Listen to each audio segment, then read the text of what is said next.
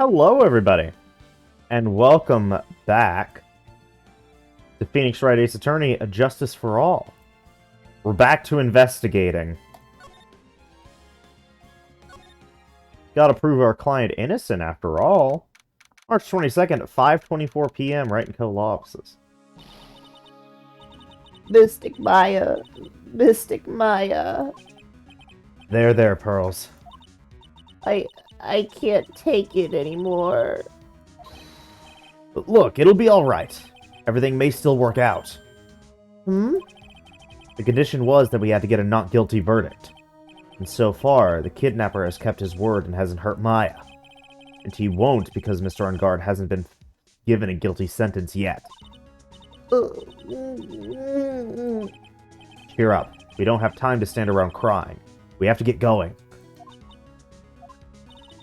You're right. Mystic Maya is in much more pain than I am.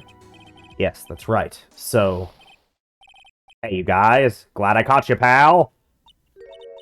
Mr. Scruffy Detective? Oh boy. Looks like Detective Gumshoe has been dubbed Mr. Scruffy Detective in Pearl's book now.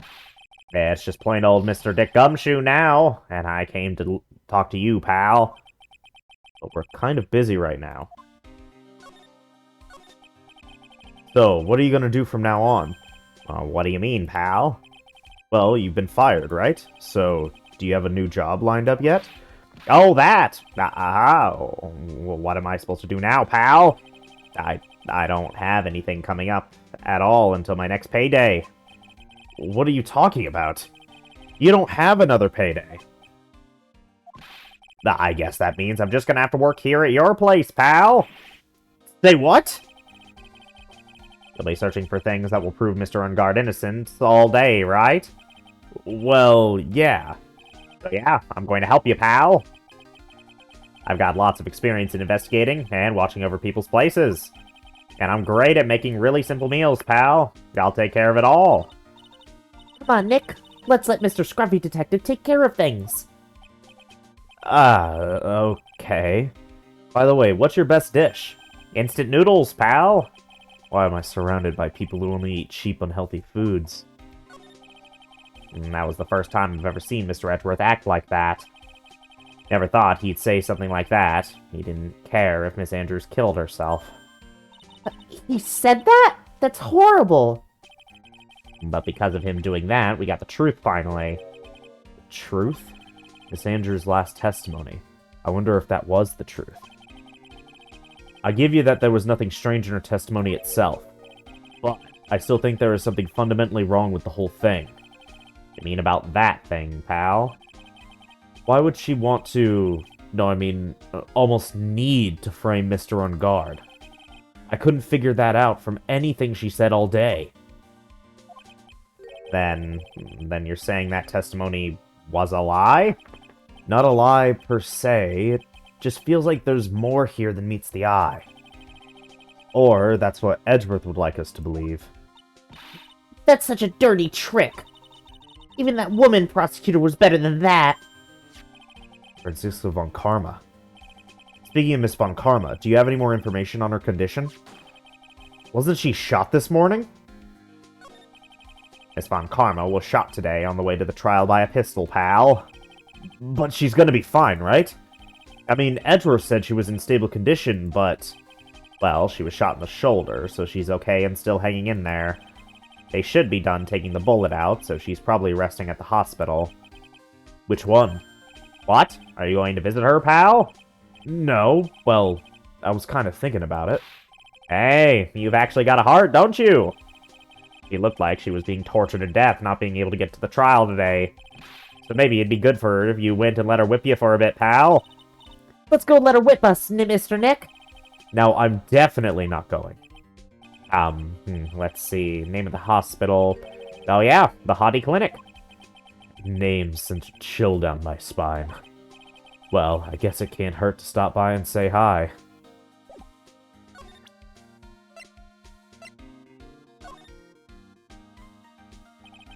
Oh, this Nickel Samurai was really Miss Andrews, huh? Yeah, this is either when she went to Mr. On Guard's room to get the knife, or when she was done with the foul deed. But I guess we'll never know.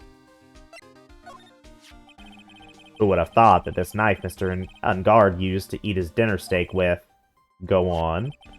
That would be stabbed into the victim's body by Miss Andrews, of all people. I guess he just hated the victim that much, huh, pal? The question isn't why she hated the victim to that extent, but rather why she tried to pin the murder on a Mr. Ungard. I wonder if she really hates Mr. Ungard.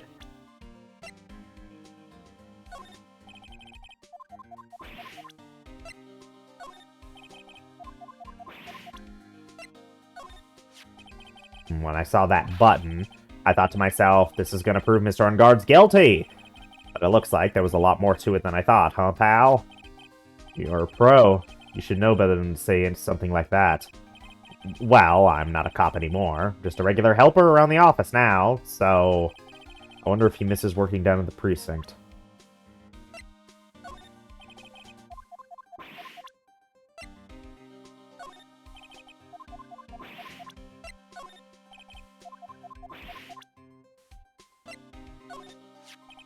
Have you heard anything from the kidnapper?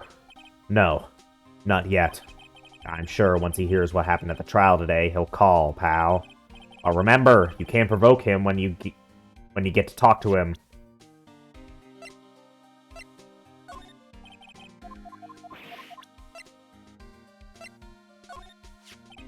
Look, it's my attorney's badge. Oh, a little tarnished, don't you think, pal? Don't worry, I'll make it all sparkly shiny again. I'm really touched. My impression of her has totally changed, pal. So where is she right now? I'm sure she's being questioned down at the precinct. At the very least, about messing with the body and obstructing the investigation. And she'll probably be staying over at the detention center. The detention center, huh? She was Miss Adrian Andrews' mentor. Because of the suicide of the mentor she depended on, Adrian Andrews tried to follow her in an attempted suicide. Now the question is, who is Miss Andrews relying on now?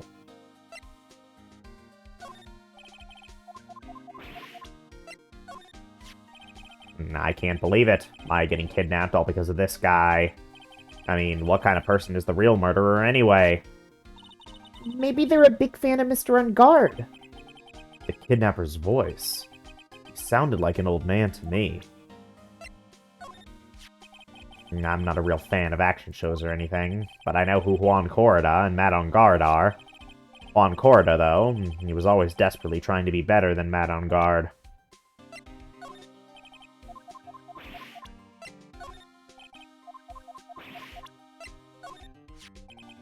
That's the first time I've seen that side of Mr. Edgeworth, pal. Forcing people to say what he wants them to during a testimony. I want to know what in the world happened to him all this time. He's been gone. Is she alright? After being shot, I mean. Her wound isn't that bad. Well, the gunshot wound anyway. But the wound to her pride? No, that's a different story, pal. Wound to her pride? Well, until now, she's always upheld the Von Karma Creed. But since she came here, well, you've given her pride quite a beating, pal. Oh. I mean, she may act all grown up, but she's really still just an 18-year-old. Quite frankly, I worry about her, pal. People are jealous of my ruggishly cool detective look, pal. It's because of this look that I passed the detective's test, you know? Oh. But you know, people can't coast through life on their looks alone, pal. Yeah, you can't count on your looks alone. Wow, I learned something new today. Cheer up! Can't give up. Give in, missy. Yeah! Hey, I know. I'll show you something cool. How's this? It's a real, genuine pistol. I don't have my pistol or my police badge anymore. Cheer up, you can't give in. Yeah! What are those two doing? It'll be okay. You'll see her again, little missy. Yeah! It's really important that you don't give up. Okay. I guess a big voice really does give you a sense of presence. I won't give up. Ever. Good job, detective.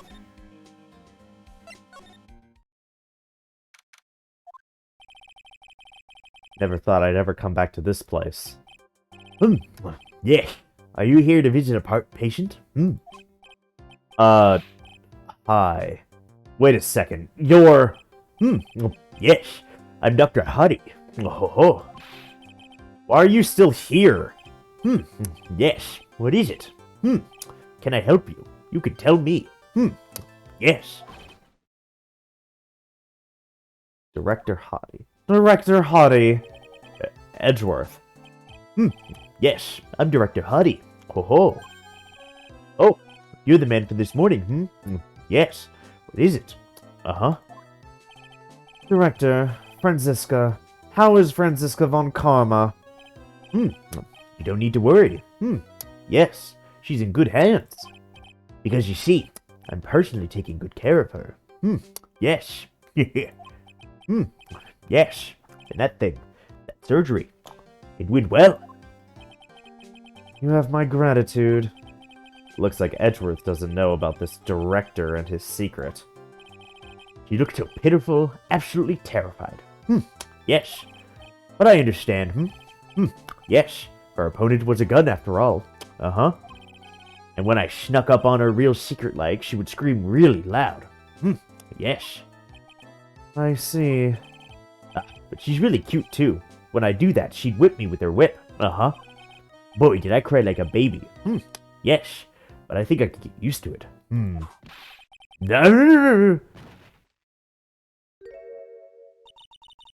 Go back to your room. You're so mean, So mean, my frisky Friska. You be a good... Okay. Yes, it's time for my IV drops. Yes. And what are those tulips doing in your hands, Mr. Phoenix Wright? I knew I shouldn't have come here. I was shot in front of the courthouse, in my right shoulder. But it's no big deal. This sort of thing happens all the time. I even had full intentions of running the trial this morning. But that would have been too much for you. There's no need to act tough in front of us, you know. Regardless, I was dragged here by that man over there. He was so unyielding, one has to wonder if he was simply interested in stealing my case. It was the only logical course of action, given the bullet was still lodged in your shoulder.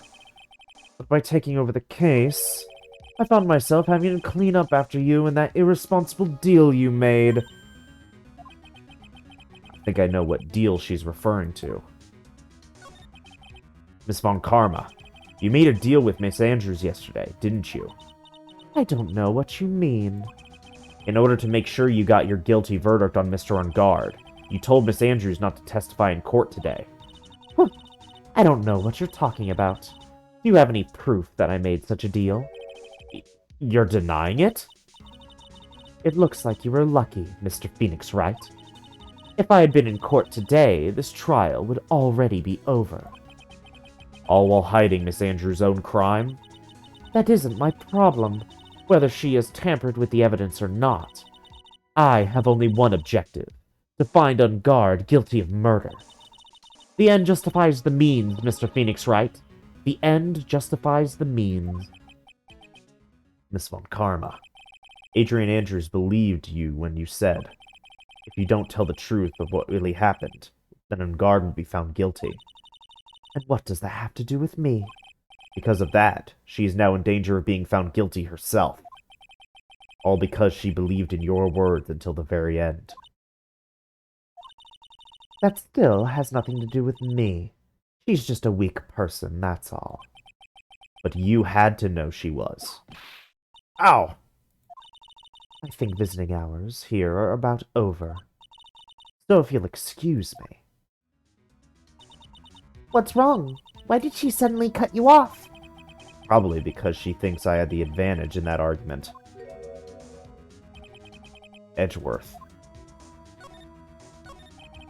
What happened today at the trial, Edgeworth? That was not like you at all.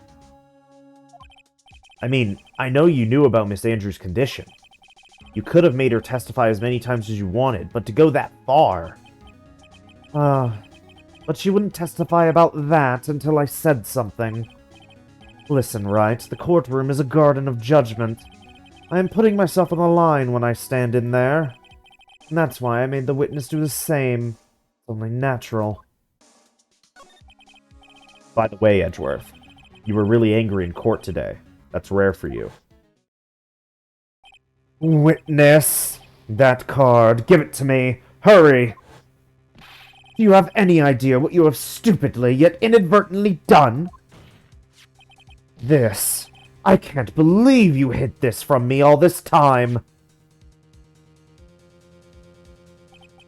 That card. What in the world is it? You mean this? Listen, Wright. This is top secret information. You absolutely cannot leak this. A special investigations team has existed for a number of years, but few know of it. I understand. Their task is to find the owner of this card. A man called Shelley the Killer. And just as his name states, he is a killer. An assassin. The best at that. An assassin? Was placed next to the victim at the time of the murder. Miss Andrews was carrying it. So who is this Shelley the Killer? The Killer is the name of a long-standing line of assassins. Long-standing? The name first appeared about 100 years ago, I hear. Shelley is the professional name of the third heir to the Killer name.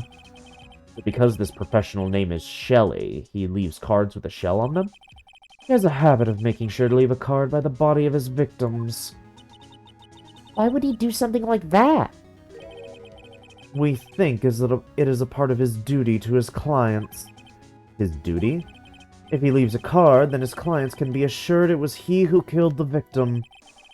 It also serves as insurance against any charges being pushed onto his clients. I see. The Killer values the trust between his clients and himself above all else. It seems that this one honorable assassin with a moral conscience.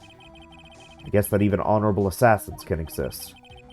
So you think this assassin, you think he's the one who did the killing in this case? It would appear that way. The discovery of the card basically confirms it, wouldn't you agree? Shelley the Killer, huh? I noticed something at the trial today. You were behaving in a very strange manner. Is something the matter? I guess I should tell him. Maya, she's been kidnapped. Kidnapped? What does the kidnapper want? An acquittal.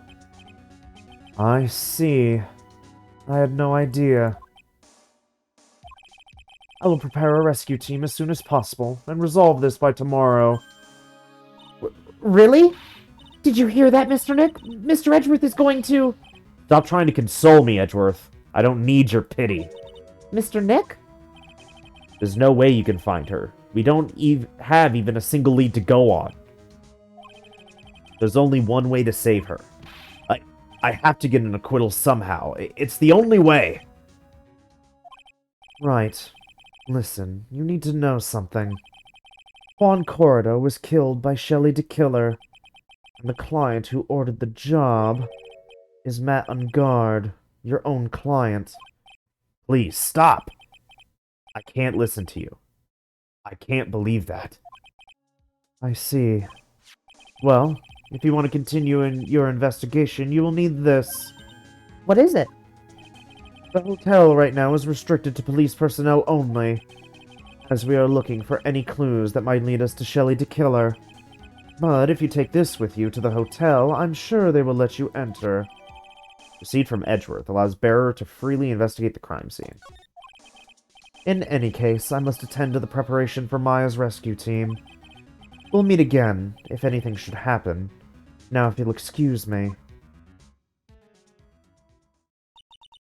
Mr. Nick? Do you think Mr. Ungard hired an assassin? No way! I mean, he doesn't have a psyche lock. Yeah, I guess not. Maya, please, all I ask is you make it home safe and sound.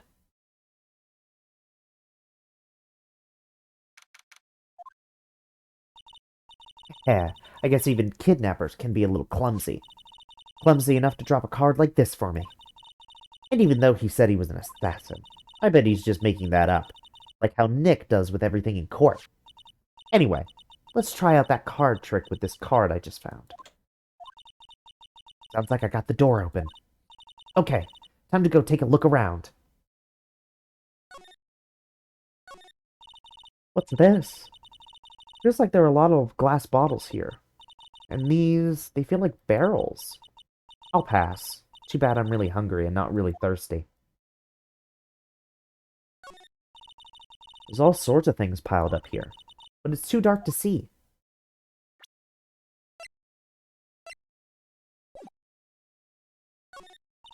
I've unlocked the door with this card. I should probably go and take a look around.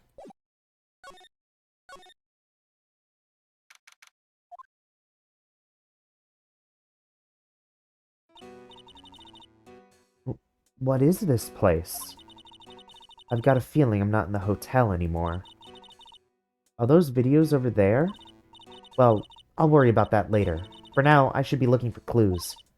That way I can show them to Sis and maybe get out of here. There's a framed picture sitting on the coffee table. It's a picture of a woman. She's kind of pretty. Hey, looks like something's written here. Let's see. I think it says, "With love, Celeste." I bet this could be a clue. That's weird. What's a figurine doing on a sofa in a place like this? I think it's a bear? Aw, how cute!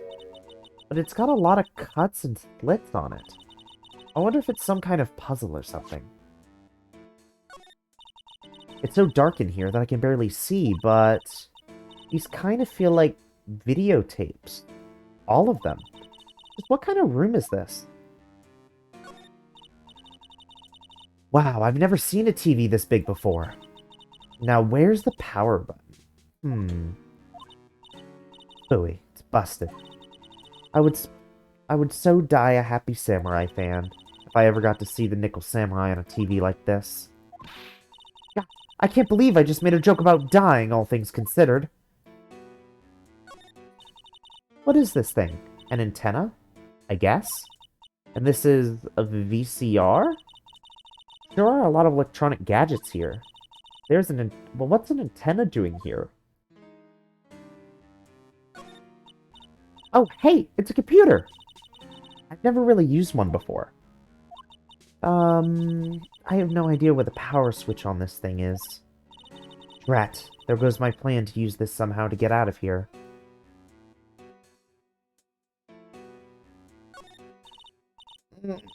Locked, of course. And it doesn't look like I can use the card to open this door. There's a little hole at the bottom of the door. If only I was a little skinnier, then maybe I'd be able to crawl through there. This simply will not do. I cannot have you wandering around at will. It seems that your Mr. Wright is truly concerned about you. He is? For now, I would suggest you remain cooperative. If you cannot, there are ways in which I can help you. Ways? You mean... Dead men tell no tales, is how the saying goes, correct? Dead? I'm almost certain I told you on our first meeting I am an assassin. No way. You're lying. I mean, an assassin? People are not always who they appear to be. Nick! 7:04 p.m.? Mr. Nick? Oh, yes, pearls. Got caught up in my thoughts about Maya's situation. Mr. Edgeworth has left, you know. I guess for now I have no choice but to believe in Mr. On Guard. But I think I should listen to his story one more time. Alright, let's get going too. Okay.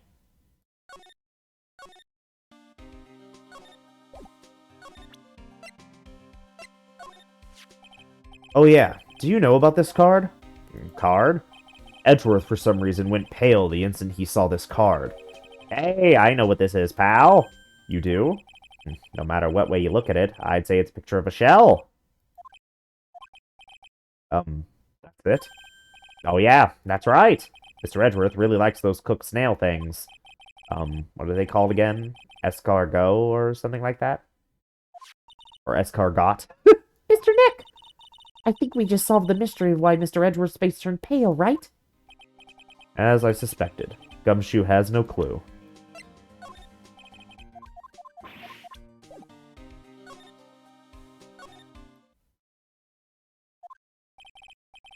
Sorry, but visiting hours are over for today.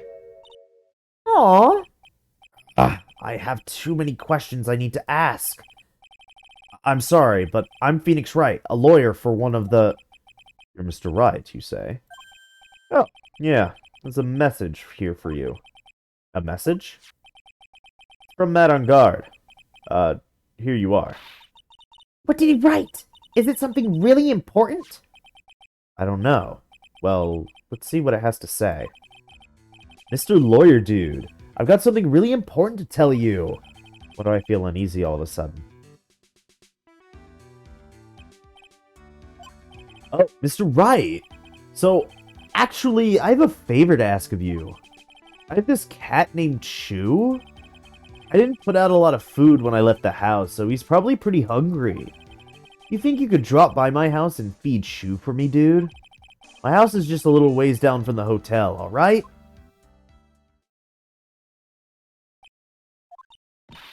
This is terrible! Let's hurry, we have to feed his cat!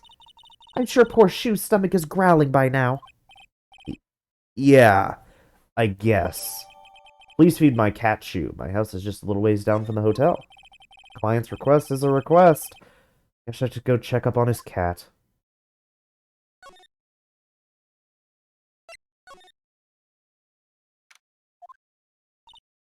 Wow, everybody looks really busy with something or another. They're probably strengthening the evidence for tomorrow's trial. Hey, hurry up with that, will you? Pass the victims list around. You gotta be kidding. There's over 100 people on here. Mr. Nick? Is Mr. On Guard really that big and bad of a criminal? Actually, Pearls, never mind.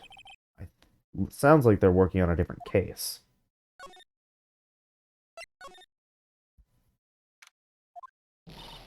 All right, Mr. Nick. Let's go look for clues. We have to, for Mystic Maya's sake. You shall not pass! Old bag. Don't devalue my name and turn it into a gasp, you spiky-headed pettifrogger! Because of you, I've been made to look like the bad guy again! Although I did get a piece of gum from Edgy Boy, just as he promised.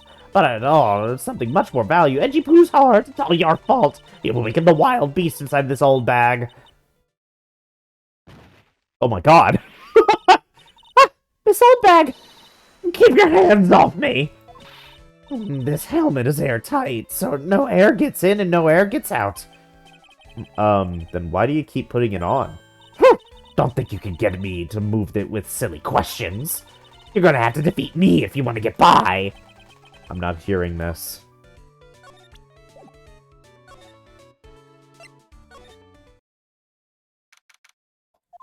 On guard's mansion. Sure is dark.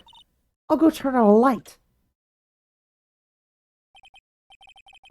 Wow, so this is what a star's house looks like. Must be nice to be rich. Come on, Mr. Nick. Let's find Shoo the kitty cat. Shoo!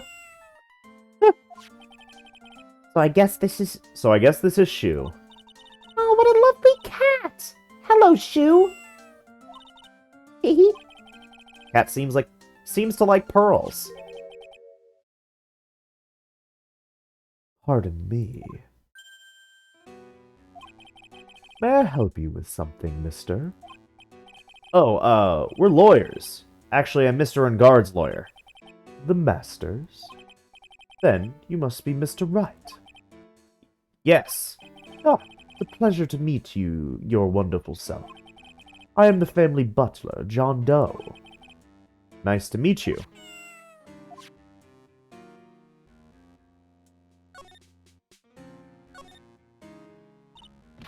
A giant bicycle is flying through the air! That bicycle, Pearls, is one where you don't have to pedal, and it moves on its own. Really? Wow! Sorry to disappoint you, it can't fly. Oh, that's too bad. It's a very comfortable and spacious lounge set. I wonder if famous stars drop by and sit around and have a good time. In any case, I don't really belong here, do I? Ah, what is with me and feeling inferior today? Oh, there's a giant cooking hearth here. That's actually a fireplace. How are they different, Mr. Nick? You know, I've never actually seen a hearth before, come to think of it. You should come and visit Fay Manor, then. I'll show you one when you do. It's always weird when they just read my thoughts sometimes. There's another door over there. You shouldn't go wandering off over there, Mr. Nick. Yes, Pearls. Now I know how Maya feels when I tell her to stop playing around. Ah, there are masks here. Yeah, that one in the middle is the Steel Samurai. The one next to them are the Pink Princess and the Evil Magistrate. They fought many battles against the backdrop of near-old Tokyo. Wow, you really know a lot about the Steel Samurai, Mr. Nick. I don't know whether to laugh or cry that I know more about that show than a kid. There's a small door at the bottom of this bigger door, Mr. Nick. I bet it's for Mr. Ungard's cat to use. Oh, you mean Shu? The door. It's locked tight. Well, guess that's to keep nosy people like me from entering it. You must know all sorts of things about Mr. Ungard, right? Honestly, sir, I don't believe my master is capable of such a foul deed as murder. And, anything else? No, not especially. It is not appropriate for a lowly servant to speak of the master or his affairs. How typically butler-like, as it were. Mr. Doe, how long have you served at this residence? Well, sir, I would have to say maybe about 1 year. And, anything else? No, not especially.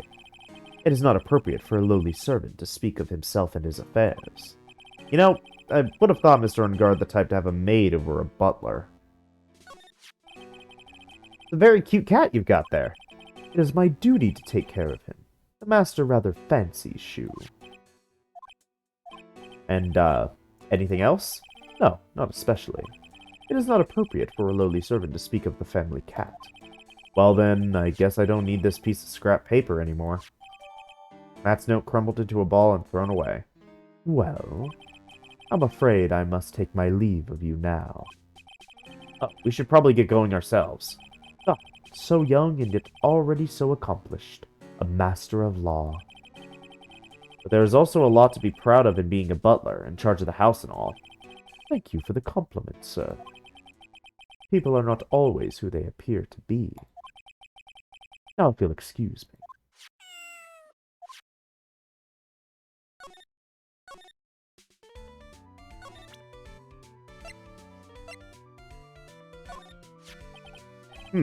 Maybe if I show her this letter I got from Edgeworth.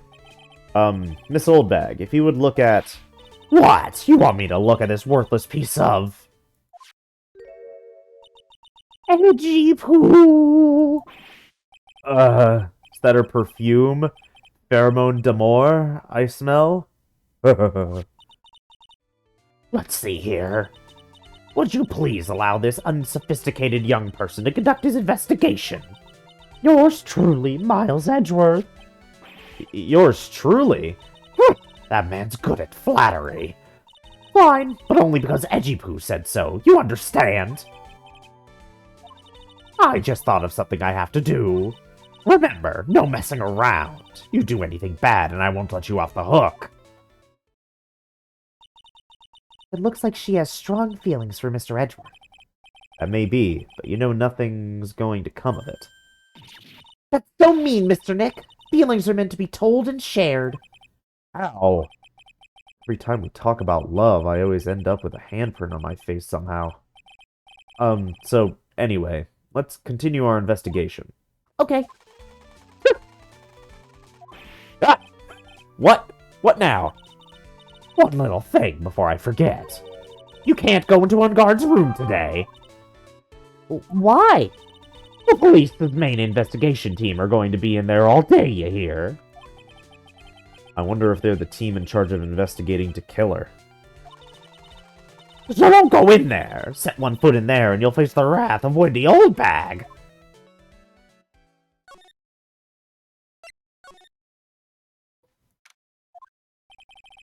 Looks like we're the only ones here. And yet, the hotel seems so busy somehow. Probably because the police team is scouring for clues about to kill her.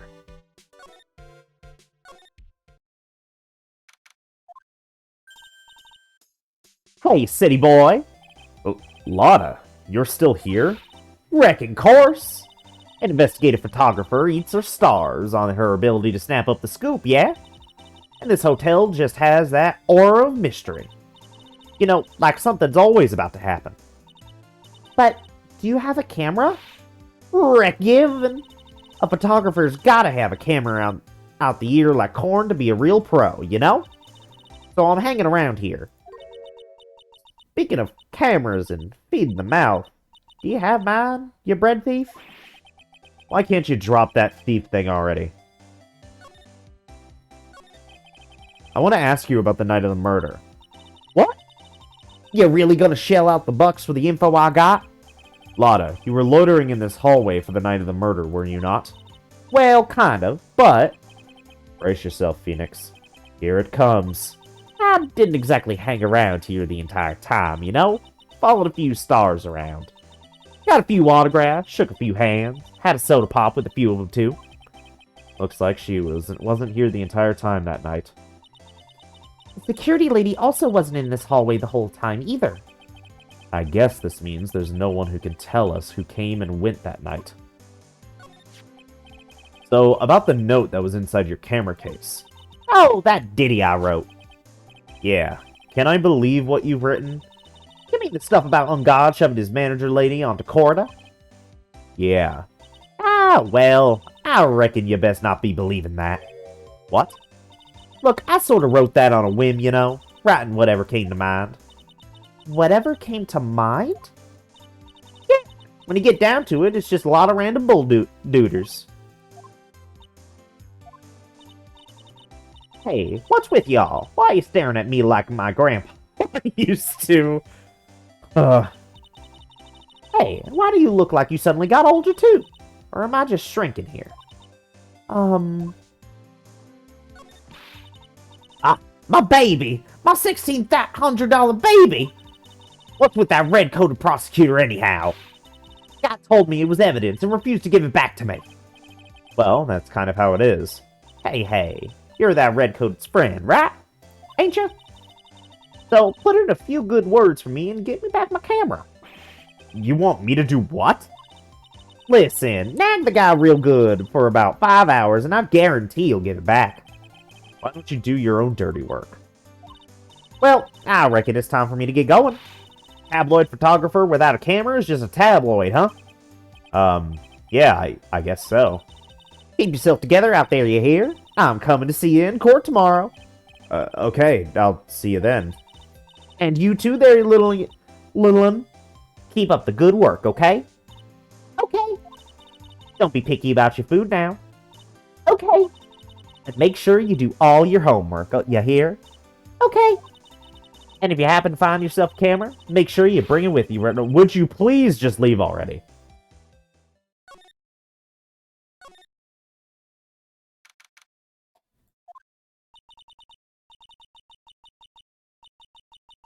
I have no idea who this is. Mr. Nick! What is that otherworldly, ghastly moaning? I hate evil ghosts. I don't think it's a ghost. Maybe it's a demon? How are you here? Excuse me, watch who you're calling a demon, brat.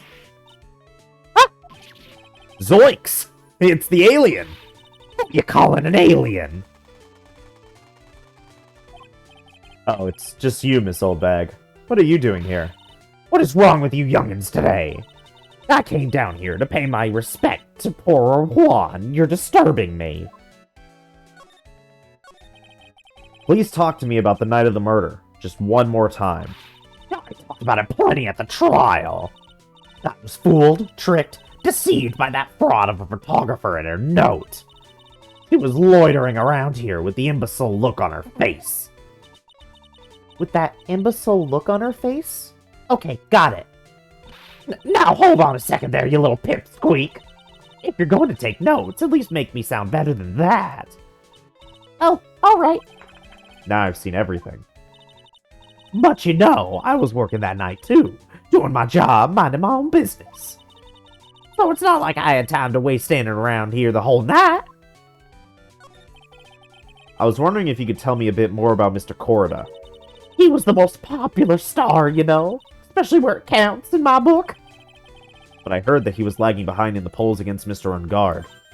Ah, well, that's just a recent thing. Bad luck and all that, you know.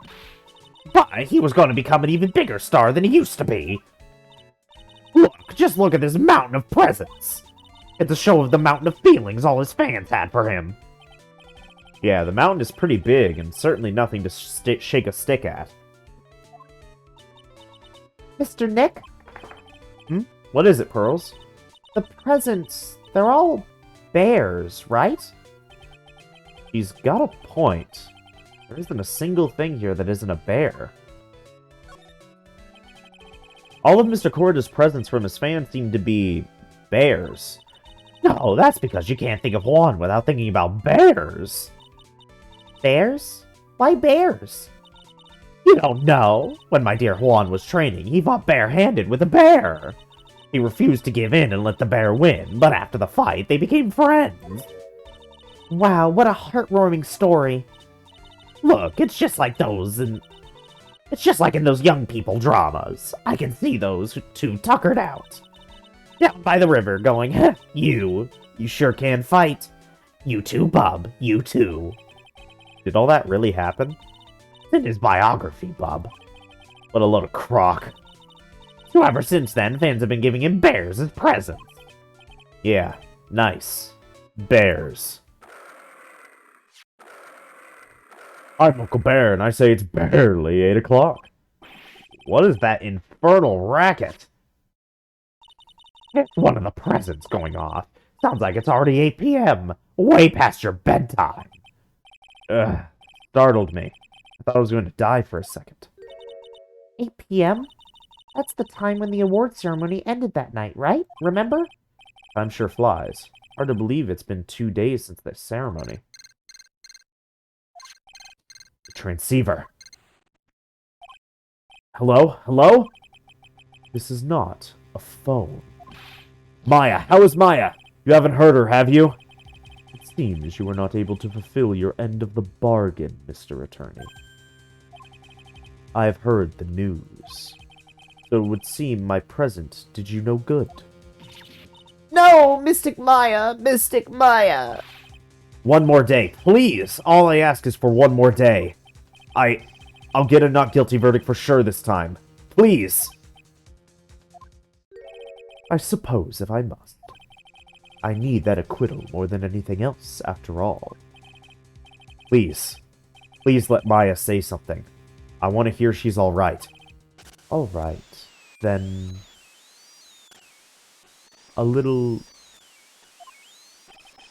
What is with this static all of a sudden?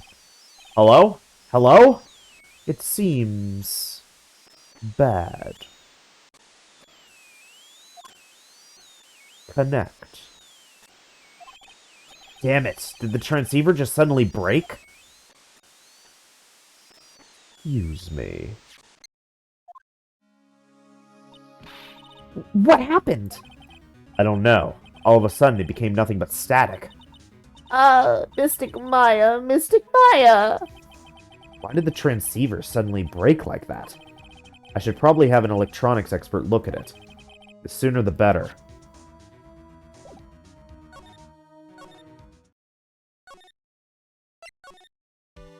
Perhaps not an electronics expert, but I have an idea. Hey, welcome back, pal! I thought I'd make you a little something for dinner. That's nice. Thanks. A rich man's luxurious full-course meal. Out of a can, that is. I'm sorry you went through all the trouble to cook, but I don't have the time to eat. Oops, it looks like you don't have a can opener, pal. Gotta be kidding. Here I thought he had already whipped something up. Oh, I know! There's one way I know how to be helpful. Ask me about anything you want, pal. Go ahead. Well, since he's here and offering, I wonder what I should try asking him about.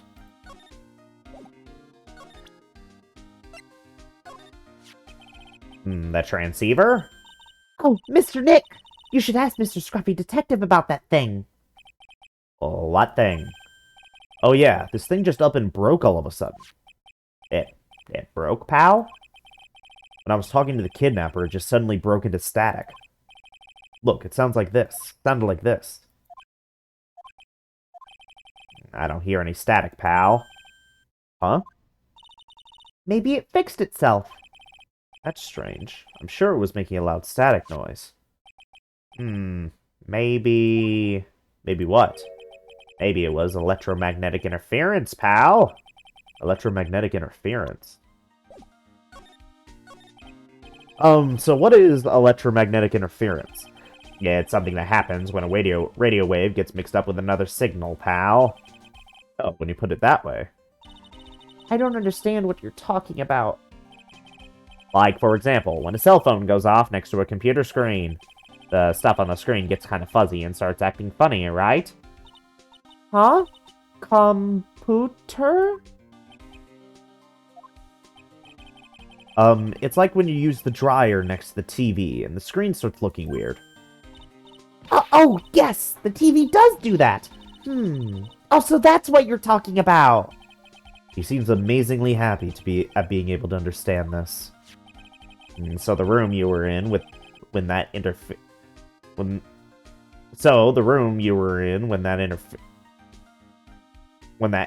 with the transceiver happened, there's got to be something there that's sending out very strong radio waves, pal. Something like a listening device or something. Hey, speaking of that, where were you when it happened? We were in Mr. Corda's room. The scene of the murder. What? That's it. I'm going to sneak into the precinct and get a bug sweeper. Yeah, I'll see you at the crime scene later, alright, pal? Wait, Gumshoe! Oh yeah, baby, it's investigating time. I'm on fire, pal. My fingers are itching to go. Yeah! We should be going too, Mr. Nick. Alright, let's go.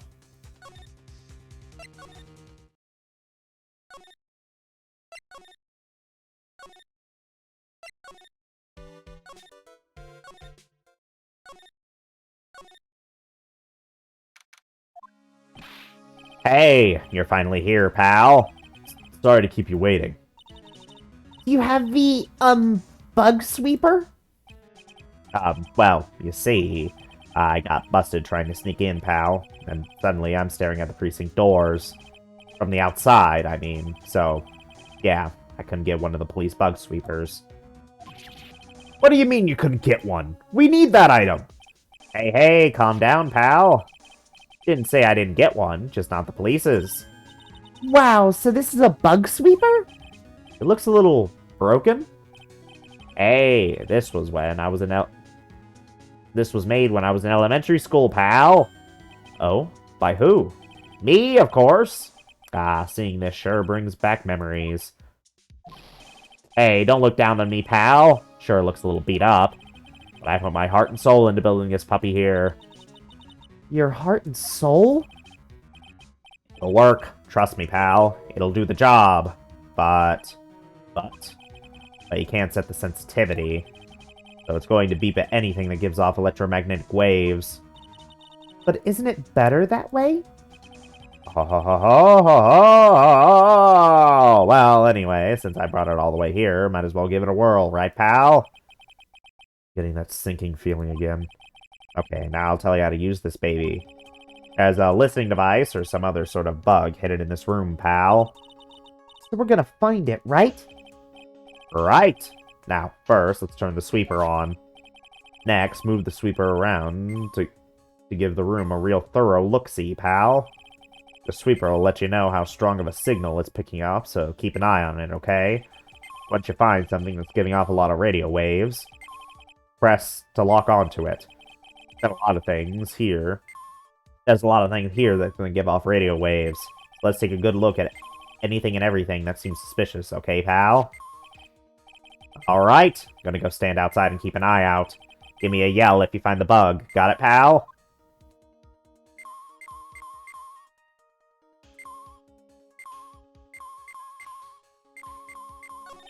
Cell phone. Nope, no bugs here. A cell phone? What? Don't tell me you don't know what a cell phone is. I'm sorry, I've never seen one before. Now that she mentions it. My cell phone couldn't get any reception when I was staying in Crane Village. Pearls has never lived outside of that village, so... Well, I guess I can't say it's impossible to live without one. Well, the phone is the most common place for a listening device, I'd say. But let's take the receiver apart first before we get ahead of ourselves here. Wow, you know a lot about electronics, don't you, Mr. Nick? Yeah, I know tons, especially when it comes to taking them apart. It's my specialty. I'll leave the fixing part up to Gumshoe. So, is there a listening device in there? No, I really thought it had to be in the phone, too. I don't really think the listening device is in the TV of all places. Looks like the TV was left on, and it's now showing an old samurai movie. Yeah, this channel plays all sorts of international movies, as well as domestic ones. You know, every time I watch one of these old films, I always think, wow, these Japanese stars are really good at English. Yeah. When I grow up, I want to study Japanese. Should probably keep my mouth shut here and not destroy your dream. The radio is on and playing something. Oh, it's Kids Question Corner. Professor, why is the Earth round? Yes, why is it, Mr. Nick? Why don't you listen to the radio program a little more, Pearls?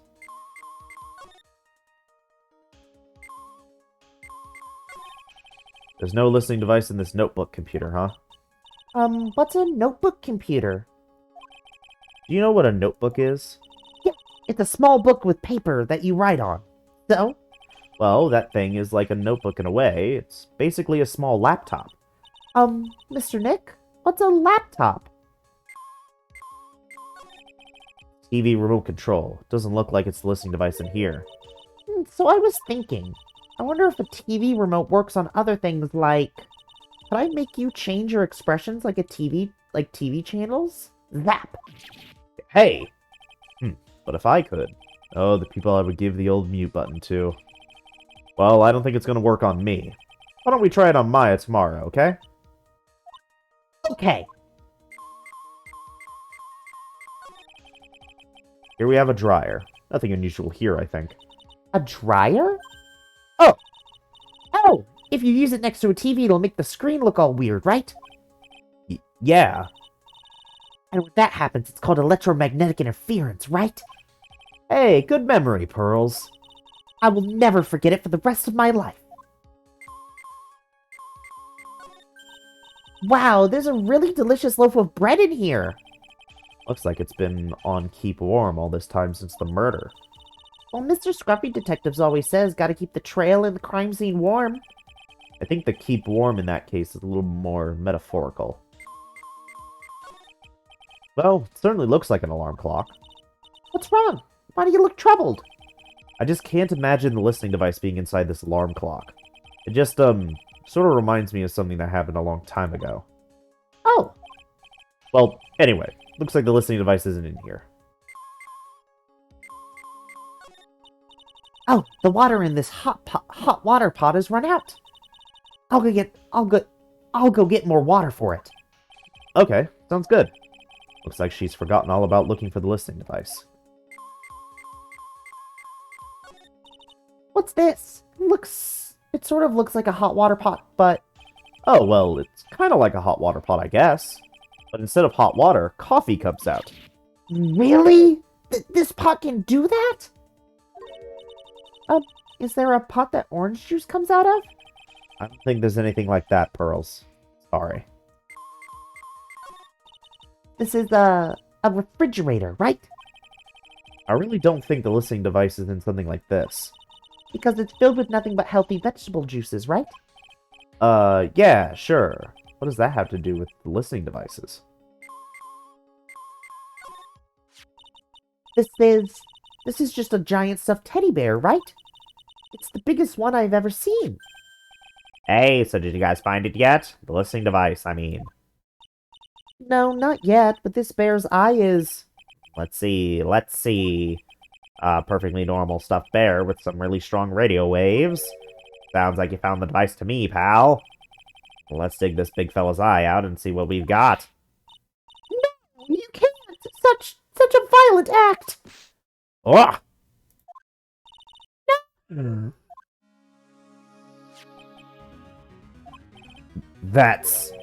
It's a miniature camera.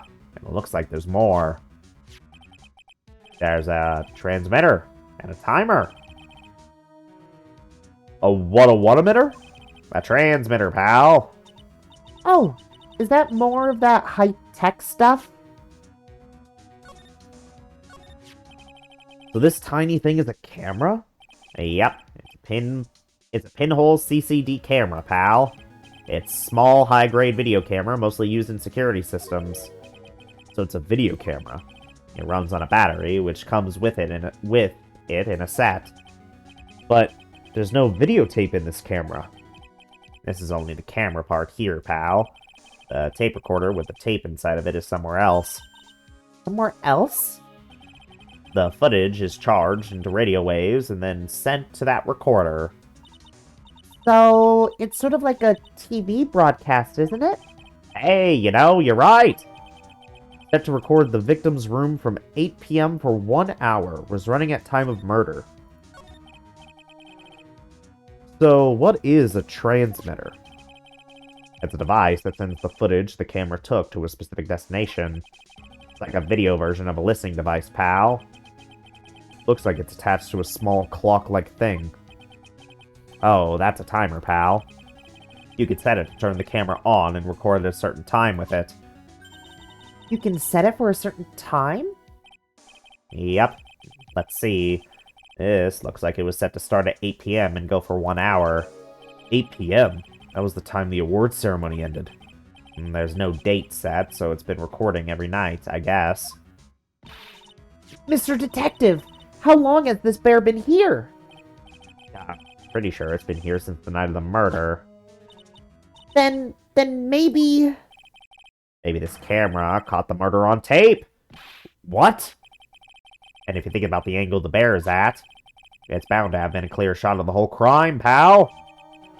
Changes the footage taken by the spy camera into radio waves and transmits the data. So there was a camera in that bear's eye? And it was disguised as a present? And I'm sure it was here on the night of the murder, pal. It's pretty big, so it stands out pretty well in my mind. But who gave Mr. Corda this present? I don't know, pal. But this means that someone out there got a video of what happened here that night. Is there any way we can find out who that person is? It's impossible, pal. Radio waves can be sent almost anywhere, so there's no real way to find out. Oh. Is there really no way to find out? The spy camera was set in its right eye, found in the victim's room. I got it! What?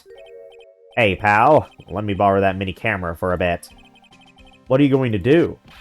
I'm going to go around the electronics shop and see if I can find out who bought this. But that's impossible. I mean, it's already 9 p.m. Leave it to me. Even though I have to search all night, I'll find your man, pal. Spy camera and transmitter given to Detective Gumshoe. Oh yeah, baby, it's investigation time. I'm on fire, pal. My fingers are itching to go. Yeah! He's gone. Yeah. But Mr. Scruffy Detective sure is a nice man. He's pushing himself so hard, all for Mystic Maya's sake. It's a mystery how you always manage to do things in the most insufficient ways, right? You'll have to excuse me. I heard your conversation just now. Edgeworth, what are you doing here? Our rescue team has been created and deployed. I cannot say I'm optimistic, but we have to move forward one step at a time. I see. Thanks. Don't thank me yet. We still have to find her. So there was a spy camera hidden inside this stuffed animal, huh? You are one lucky man, right? Do you know this stuffed bear, little girl? I have no idea. Of course not. The maker of this bear is a very expensive luxury brand from overseas. It's completely handmade, and only a small number of these are exported here. What? The camera and transmitter that Scatterbrain Detective took with him are dead ends.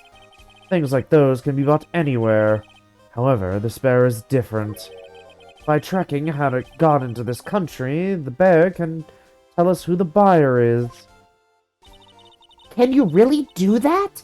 Mr. Nick, can he really? Well, I guess so.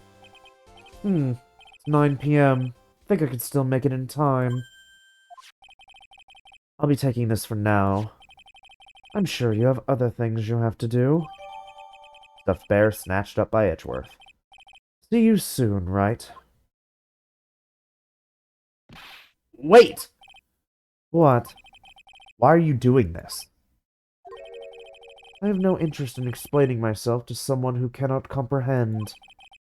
Besides that, Wright, until court reconvenes tomorrow, you should concern yourself with this question. Who was the person that murdered Juan Corrida? The real killer? Do you really still think it was Adrian Andrews? To be honest, I don't know anymore. You still have a little time left. Find the truth, Wright? Everything begins with the truth. Juan Corrida's real killer. Miss Andrews passed. The kidnapper whose sole condition is an acquittal for Mr. On Guard. And this card. Shelley the Killer. Maya, the only way I can save you now is to find all the answers to this case tonight. I don't understand what your real intentions are, Edgeworth. But as you said, all I can do for now is find the truth.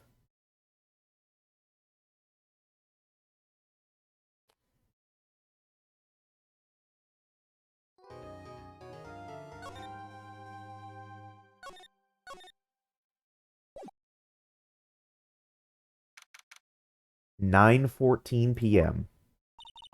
It's past 9 p.m. already, isn't it? I wonder if Mr. Edgeworth has already found Mystic Maya. These things take time. I'd say probably not. The police are professionals, Pearls. They'll find her, so don't you worry. And if we can win a not guilty verdict tomorrow, then everything will be okay."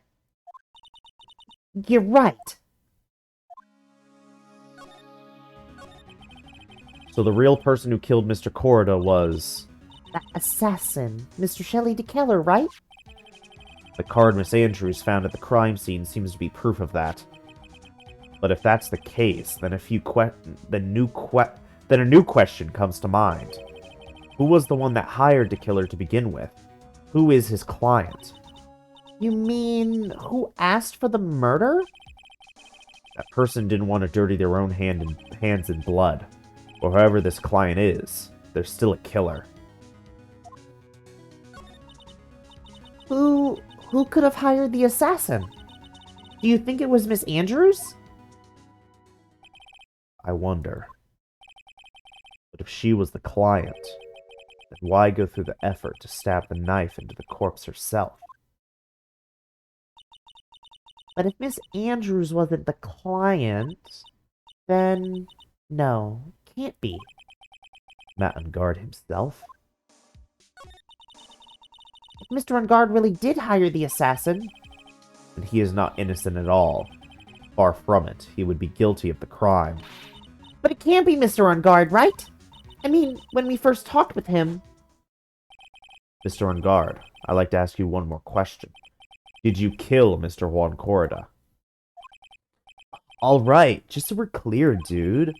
I didn't kill anyone, and that includes Juan Corda, okay? Didn't see any Psycholocs at that time. Actually, that reminds me. Did you remember something, Mr. Nick? Yeah, something Miss Andrews said in the trial today. She said something interesting. So what is this interesting thing? Oh, that's right. You didn't hear it, did you, Pearls? Juan had bet everything on the Jamming Ninja this year. And if he lost the Grand Prix, he was going to make sure Matt was going down with him. That's what he thought, anyway. It looked like somehow Juan had his hands on a secret so powerful that it would destroy Matt's acting career had it been revealed. Mr. Unguard's secret? What is this secret? I don't know yet. But for now, let's think about it this way. Mr. Corda was going to reveal this secret. That means Mr. Ungard had plenty of motive to have Mr. Corda silenced. Which means we have to meet with Mr. Ungard. There's no way around it now.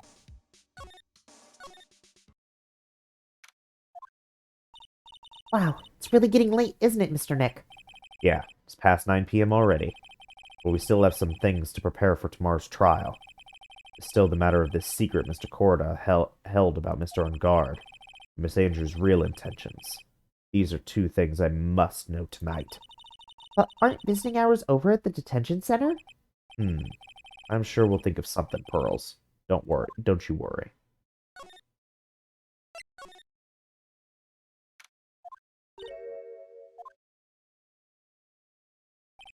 Hey, wait! What is it, whippersnapper?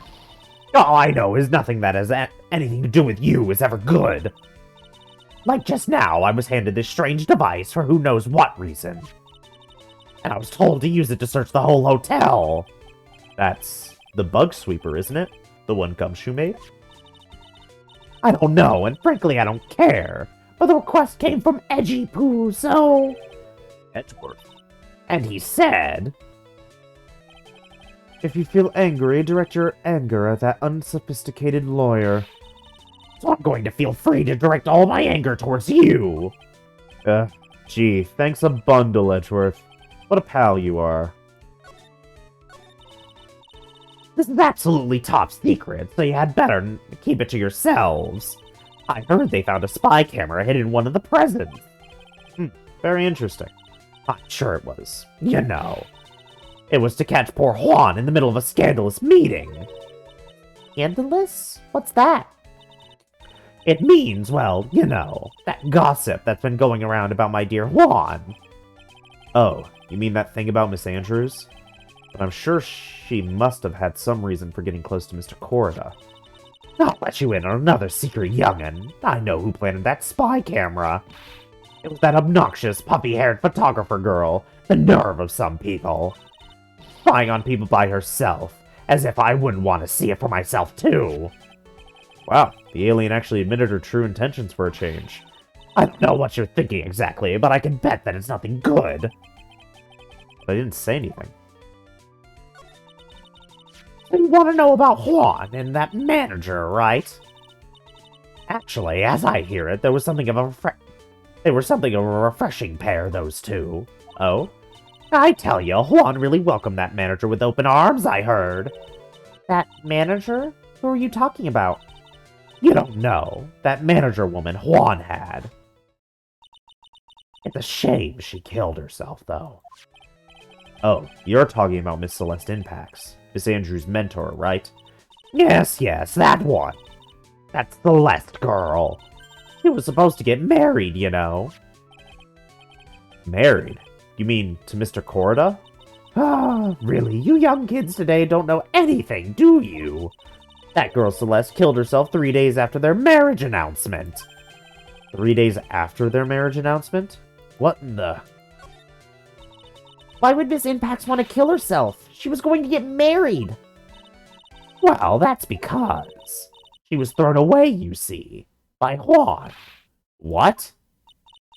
But they were going to get married, right?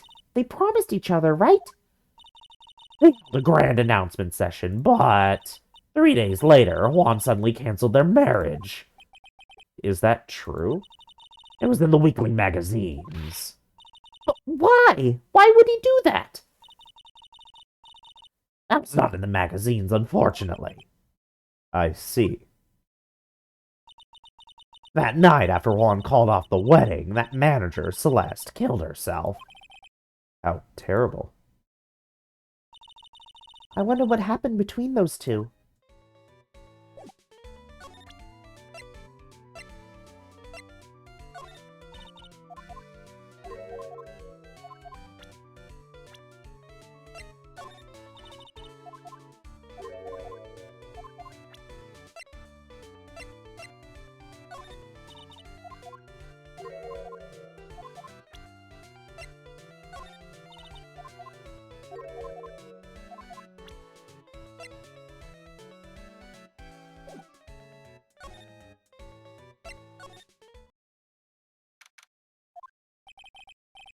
On that night, there must have been at least a few hundred people here. Guess the police are done with their questioning and investigating. Looks like things here in the lobby have finally calmed down.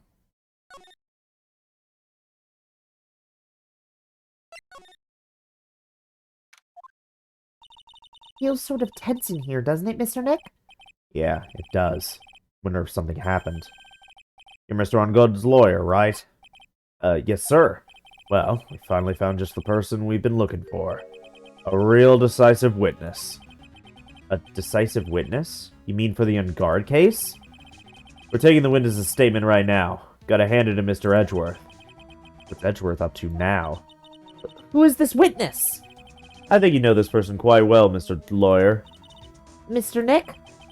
Between the kidnapper's demand and now this, can't see any way to win here. Oh yeah, Mr. Edgeworth wanted me to tell you something. He did?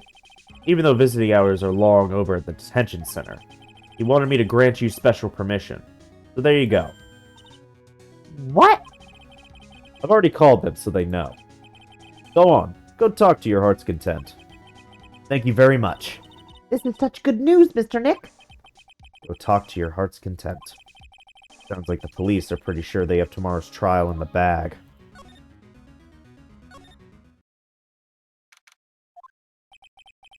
I'm sure they must have transferred Miss Andrews here by now. That means that both Mr. On-Guard and Miss Andrews are in this detention center. Now then, whose story do I want to hear?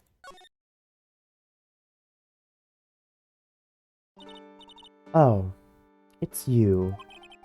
I'm sorry to be visiting at such a late hour, but there are a few questions I absolutely have to ask you tonight. Me? I thought your client was Matt. I'm sure Miss Andrews knows something. She can't be clueless about the secret Mr. Corda had on a Mr. On-Guard. I'd like to ask you about Mr. Matt On-Guard, if you don't mind. Mr. Wright, you still don't know, do you? The real him, I mean. You seem to bear a lot of resentment towards Mr. On-Guard. If that's the case, then why did you become his manager? And why would you become intimate with his rival? That has nothing to do with this case. Nothing. About Miss Celeste Impax. I had finally put her death behind me. And now, thanks to you, it's all come back to the surface. I'm sorry. Yes, I was shocked by her suicide. And it's true that when I heard the rumor that Juan was the one who had hidden her suicide note, I began to draw close to him. I wanted to get her suicide note back, and to burn it. You wanted to burn it? But why? I didn't want it to spread just another piece of gossip. But I never held any murderous intent towards Juan. I would never do something so stupid. Suicide note, huh? I wonder what it said. Why did you try to frame Mr. On-Guard? That's simple. Because he's the killer, that's why. Isn't it the duty of every good citizen to inform the police? But there had to be another way. Police are excellent at doing their job, so they'd figure it out, right? Yes, they're so good that they couldn't figure out the real truth behind Celeste's death. Miss Andrews? Well, I know you're not the type of person to do something without a reason. So please, tell me why you did what you did. Revenge. Huh? Did you say something just now?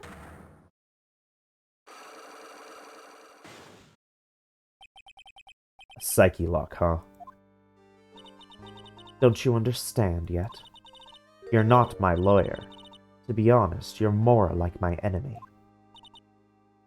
But I'm sure I just heard Miss Andrews say, revenge.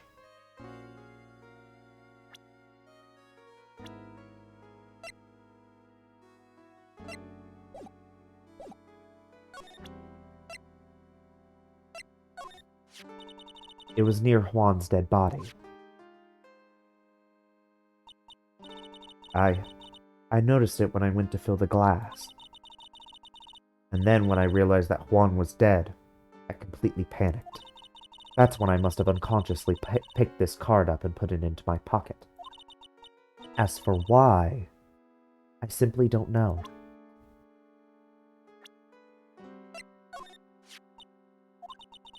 Miss Andrews? That things have come to this. I have nothing left to say about that man. Not one word. He's a very prideful man, or rather, was. He absolutely had to compete with Matt in everything, no matter what it was. He really was such an idiot. Miss Andrews? Well, I guess maybe all stars are like that. Never giving any thought to other people's feelings. That's Mr. Will Powers. He's an actor contracted with Global Studios. He's a very nice man, a man with good heart, but that's all he is and ever will be.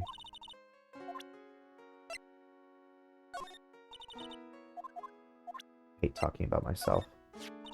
Celeste was my mentor. She was a strong woman. She wouldn't kill herself over any old trifling matter. So, you have some ideas why she killed herself? Yes, I suppose.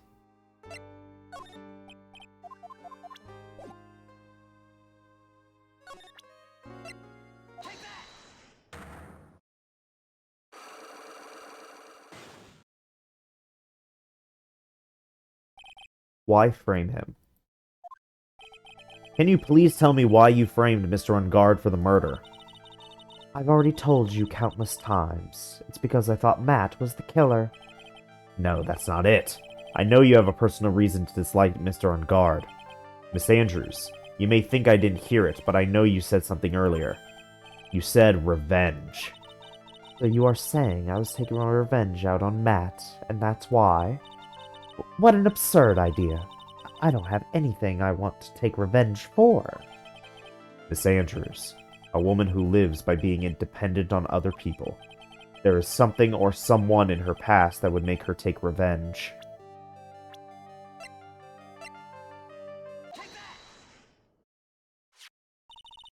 Celeste. There's only one catalyst that could cause such strong feelings, and even revenge. And that is Miss Impax's suicide. What are you trying to say? Celeste was Juan's manager. On top of that, the one who hid her suicide note was also Juan. What does all this have to do with Matt? You're right. You haven't mentioned him yet. But for you to hate Mr. Ungard, it would mean that he must have some relation to Miss Impax and her suicide. Can you explain to me this relation between Celeste and Matt? I cannot.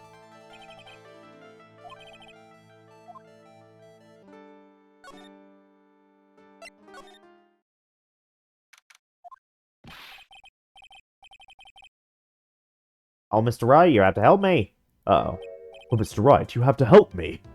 Mr. Powers. What happened? Why are you here? You see, I got roped into this somehow. What? And now I'm going to testify at tomorrow's trial. So the decisive witness is Mr. Powers? I was talking with the detective until a little while ago, and I was on my way home. Then all of a sudden, you're under arrest, and I was brought back here. Oh. I said my face and whole self in general looked suspicious or something. Well, I guess I could see how they thought you looked suspicious. I'm just a normal guy on an exercise show for kids. Is that a crime?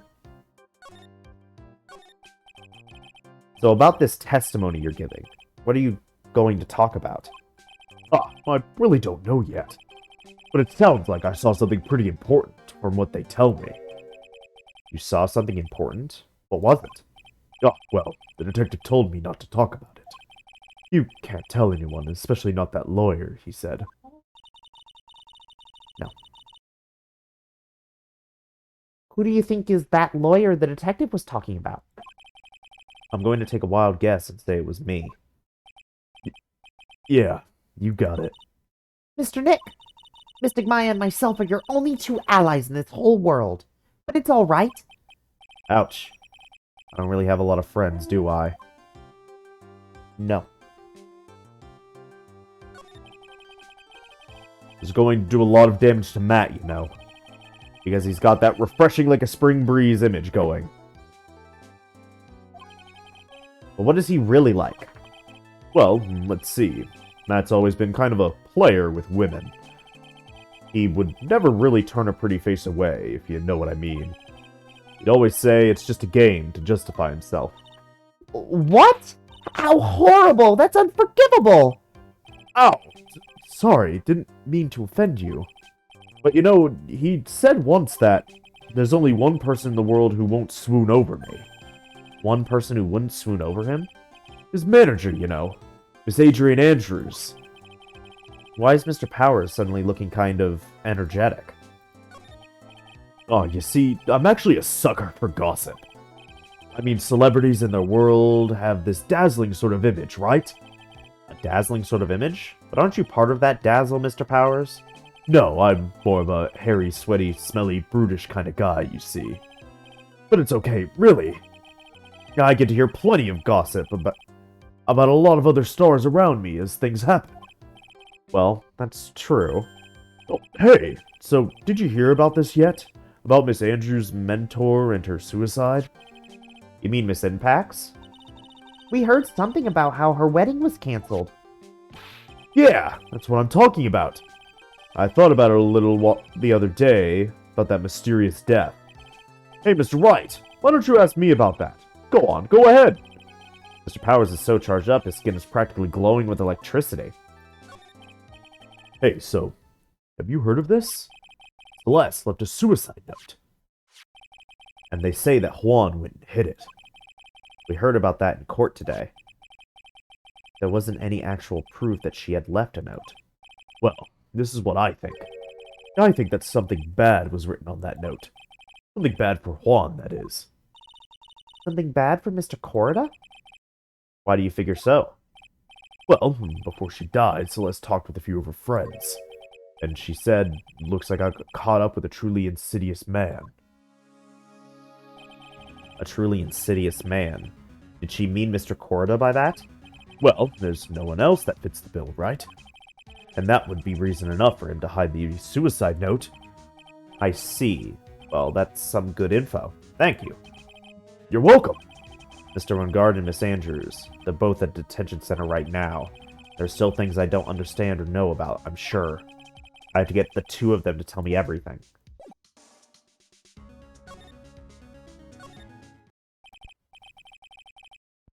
Now then, whose story do I want to hear? Let's do Matt on guard.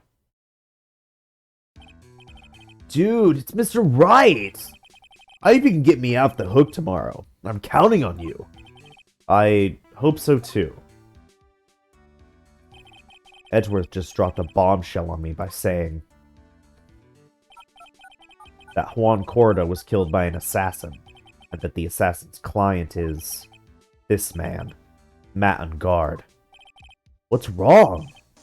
Mr. Ungard, there's something I must know with 100% certainty. Seem kinda different. Totally not like your usual lawyer dude self. About the press conference. You mean the one where Juan was going to dress up as the Nickel Samurai? Yeah, I heard a little more about it from Miss Andrews. It looked like somehow Juan had his hands on a secret so powerful that it would destroy Matt's acting career had it been revealed. Could you please fill me in on what this secret is, please? No. No. Absolutely fucking not. I knew this was coming. Mr. Nick, don't tell me. Psyche locks. You said a secret, right? I don't have any idea what it is. Do you, dude? Did you know about Mr. Corrida and Miss Andrews' relationship? Well, it's all over the tabloids, dude. But I don't know any of the details, if that's what you mean. Look, how many times do I have to tell you? I don't care what Juan did about it with his life. Miss Andrews, she had a purpose in mind when she started seeing Mr. Corrida. Her mentor was Mr. Corrida's manager. And Miss Andrews was going to get Miss Celeste Impact's suicide note from him. Celeste? Does that jog any memories? Dude, I suddenly just got totally hungry. You up for pizza? My treat. Mr. Nick, what is a pizza? Is it a kind of pea, like green peas? Let's go eat one later, okay? Got cut off by the pizza dude at the shop. That's too bad. Well, how about we get our minds off this topic and talk about something else, okay?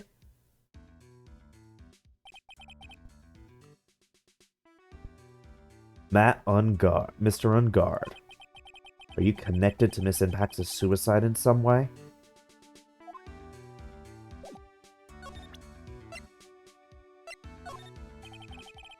Kind of scared to show him this card. What's wrong, dude? Oh, so about this picture card. Have you ever seen this before? Nope, never saw it before in my life, dude. I don't think he's lying. Or is he? Then again, he looked like he gasped just now. Maybe I'm seeing things?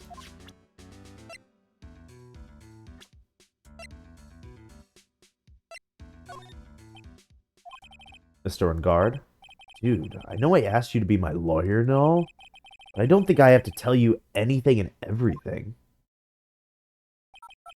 What do you mean by that?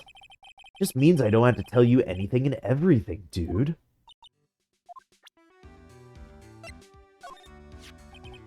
I don't get it. Why would she want to frame me? I mean, I've never done anything to her, dude. Mr. Ungard sounds pretty sincere, and he seems trustworthy. But I have to find out what Miss Andrews' real intentions are. Yeah, such a handsome devil. Yeah.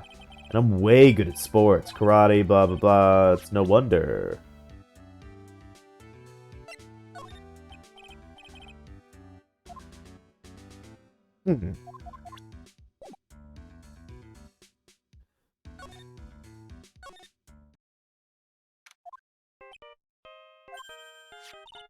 Mr. Nick, your phone! I don't like the sound of this ringtone right now. Sounds kind of ominous. It's probably just your imagination. You should really pick it up, Mr. Nick. It could be important. Hello? We've got a big problem, pal! What's wrong? I'm on my way to your office right now. Okay. Hey, wait a sec. Why is he coming here? Yeah, it's terrible. I don't know what to say, pal. It's the end, I say. Oh, I got here faster than I thought. Hey. No time to relax now, pal. I'm confused as anything here. Well, what happened? We got him. We know who bought that spy camera. Oh. This quickly? And this bear is what gave them away, pal. The bear? I figured it out, pal. I figured that we should have been looking into the bear instead of the camera. But wasn't it Mr. Edgeworth that figured? Shh, Pearls. And go on. there's only one person who bought one of those bears who's related to this crime. Who is it? Who would be so rude as to spy on another person in their room? Matt on guard. Huh? Matt on guard. Your client, that's who, pal. Here I thought things couldn't get any worse. Are you sure you heard right? That the person who bought this bear was... Nah, I heard her from the department store clerk, pal. This is the credit card receipt for the purchase. It's for $3,800, pal. That's an exact match to the price of that stuffed bear. A receipt? That's all you have? It's not just a receipt, pal. Store clerk said so himself. He told me. I'm sure I sold the bear to Mr. On Guard. I mean, the clerk even got Mr. On Guard's autograph out of it, pal. I'm sure the person that bought the stuffed bear was Mr. On Guard himself. My sight is failing me. This can't be. A receipt for $3,800. Proof On Guard bought a stuffed bear identical to one in evidence. So what about the spy camera we found? Ah, that was a dead end, pal. I mean, he can get this kind of thing from anywhere. But for now, I guess I can give these back to you for you to file away into evidence. I know you don't want to give up, pal. I didn't think it was possible. The person who put the spy camera in Juan Corda's room was Matt on Guard. Why? Why would Mr. On Guard do something like this? I bet it was to catch Miss Andrews and Mr. Corda on one of their rendezvous. I bet it's not good enough for me. I have to know the absolute truth behind this camera.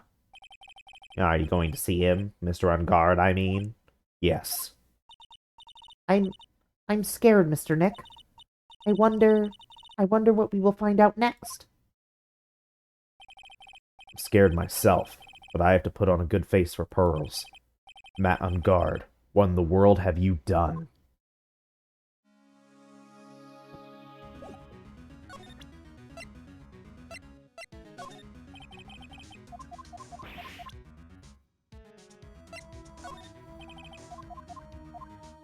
Oh. That on Guard. What was he thinking? You mean setting the spy camera up in the victim's room? Yeah, and it was recording at the time of the murder too, pal. Don't you find that just a tad suspicious? Doesn't sound like a coincidence to me. Ah, I mean, don't mind me. I didn't mean it that way, pal. Then what way did you mean it? That on Guard. What was he thinking? Okay, I think all of them are going to do something like that. Back to the detention center now. Hi. You're working really late, you know. It's already past 10 p.m., dude. I think it's time you told me the truth. Relax. Don't you know that ignorance is bliss? But if you really want to know, let's talk.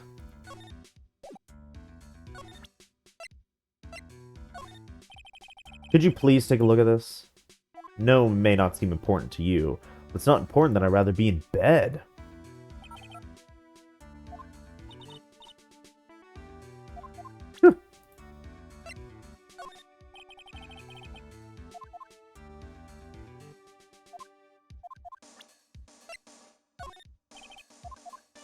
Okay. It must just be the Magatama then.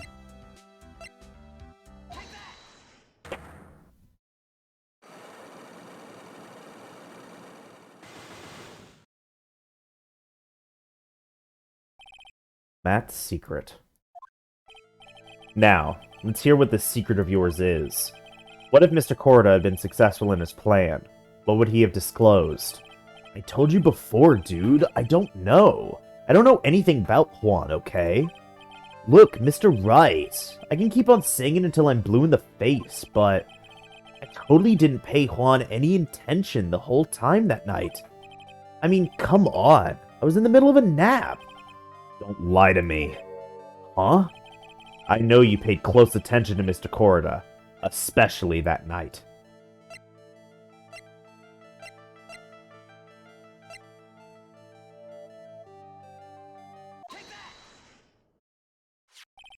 Someone used this camera to secretly film Mr. Corda's room the night of the murder.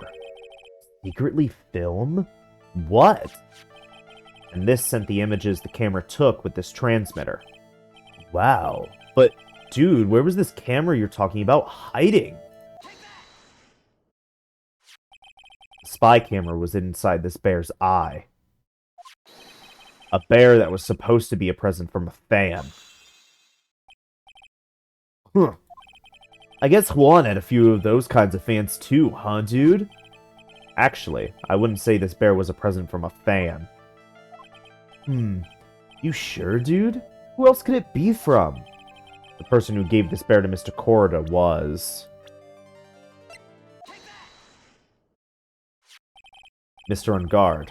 Don't you know this bear from somewhere? I don't think I've ever met Mr. Bear before, dude. Aw, but he says he knows you. How could you forget such a great friend? What else did the bear tell you? He says that the one who put the camera in his eye was you, Mr. Ungard. If I didn't know how you work in Cord, I'd think I was in some serious trouble. Come on, this is all a joke, right, dude? You're just pulling my leg. Looks like you're not ready to give up your secret yet. Well, do you have any proof you want to show me first? Here's the proof that it was you who put the camera inside the bear.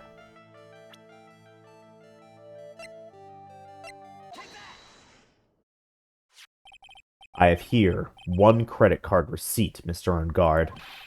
It's from when you bought that stuffed bear. Dude, all you can tell from this is that I spent $38,000. Yeah, $3,800. I go to that department store all the time, okay? It's $3,800? This could be the toothbrush I bought that one time. A $3,800 toothbrush? Ivory. And it's got elephant hair for bristles. Ew.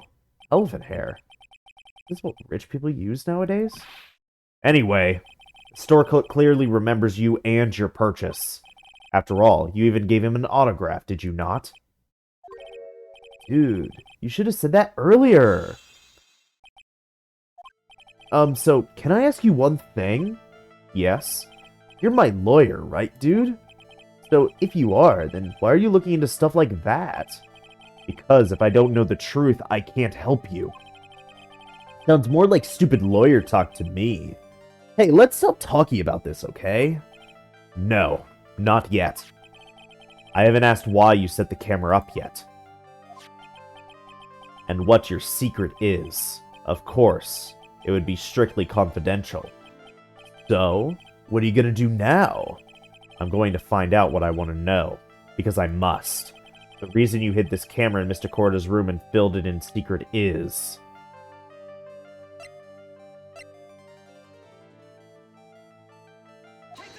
Damn!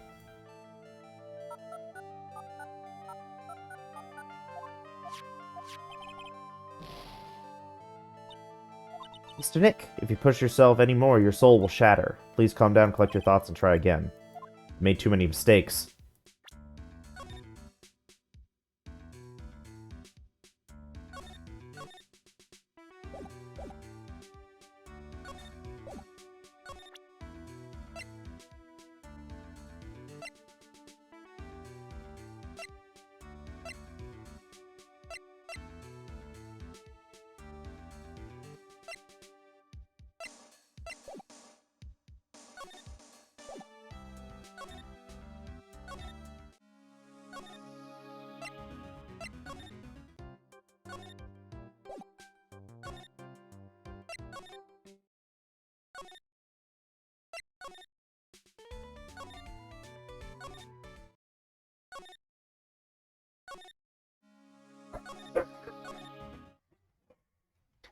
Oh my goodness. Hang on real quick. Okay.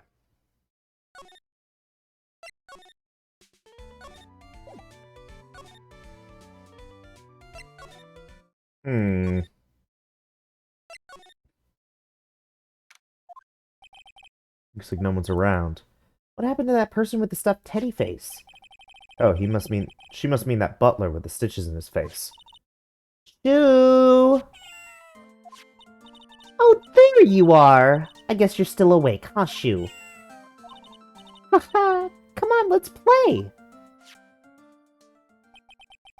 I wonder if that butler, Mr. Doe, is already asleep or not. Mr. Nick, I bet it's for Guard's cat to use. You mean shoe? The door is locked tight. Keep nosy people like me away. Okay.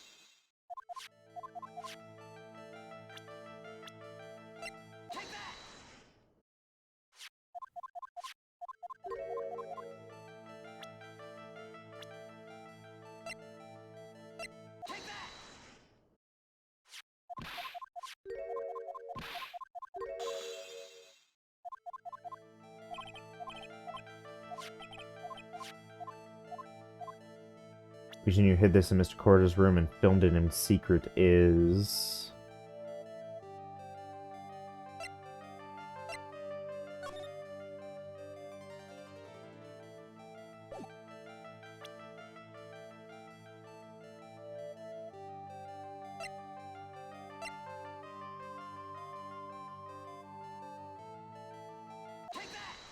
There we go. What is that card? Maybe he doesn't know about this card. This is a certain man's calling card. The man's name is Shelly the Killer. I'm sure you know of him, don't you? Shelly the Killer? That's ridiculous!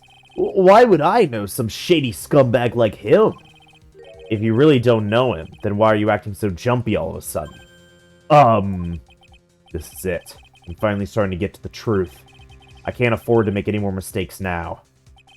Mr. Madam Guard, I know why you know Mr. the Killer. It's because... since you're the one who set up that camera, that means you knew. You knew exactly what was going to happen in that room. So how? How would you know something like that? It's because you're his client. That's why.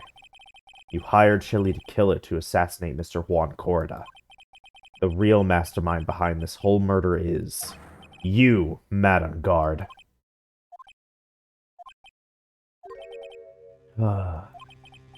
Here I was, trying to be a good boy for you, dude. I thought if you didn't know, you'd be able to do your job without feeling bad. Well, that's what I thought anyway. Mr. Guard, you really did hire... Hold on a sec. I'm gonna consult myself, okay? Consult myself? Well, I guess it's probably about time anyway. About time for what? I think it's about time for you to meet him now, Mr. Lawyer Dude.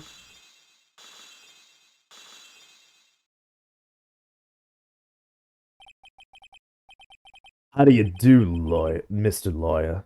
Name's Matt Ungod.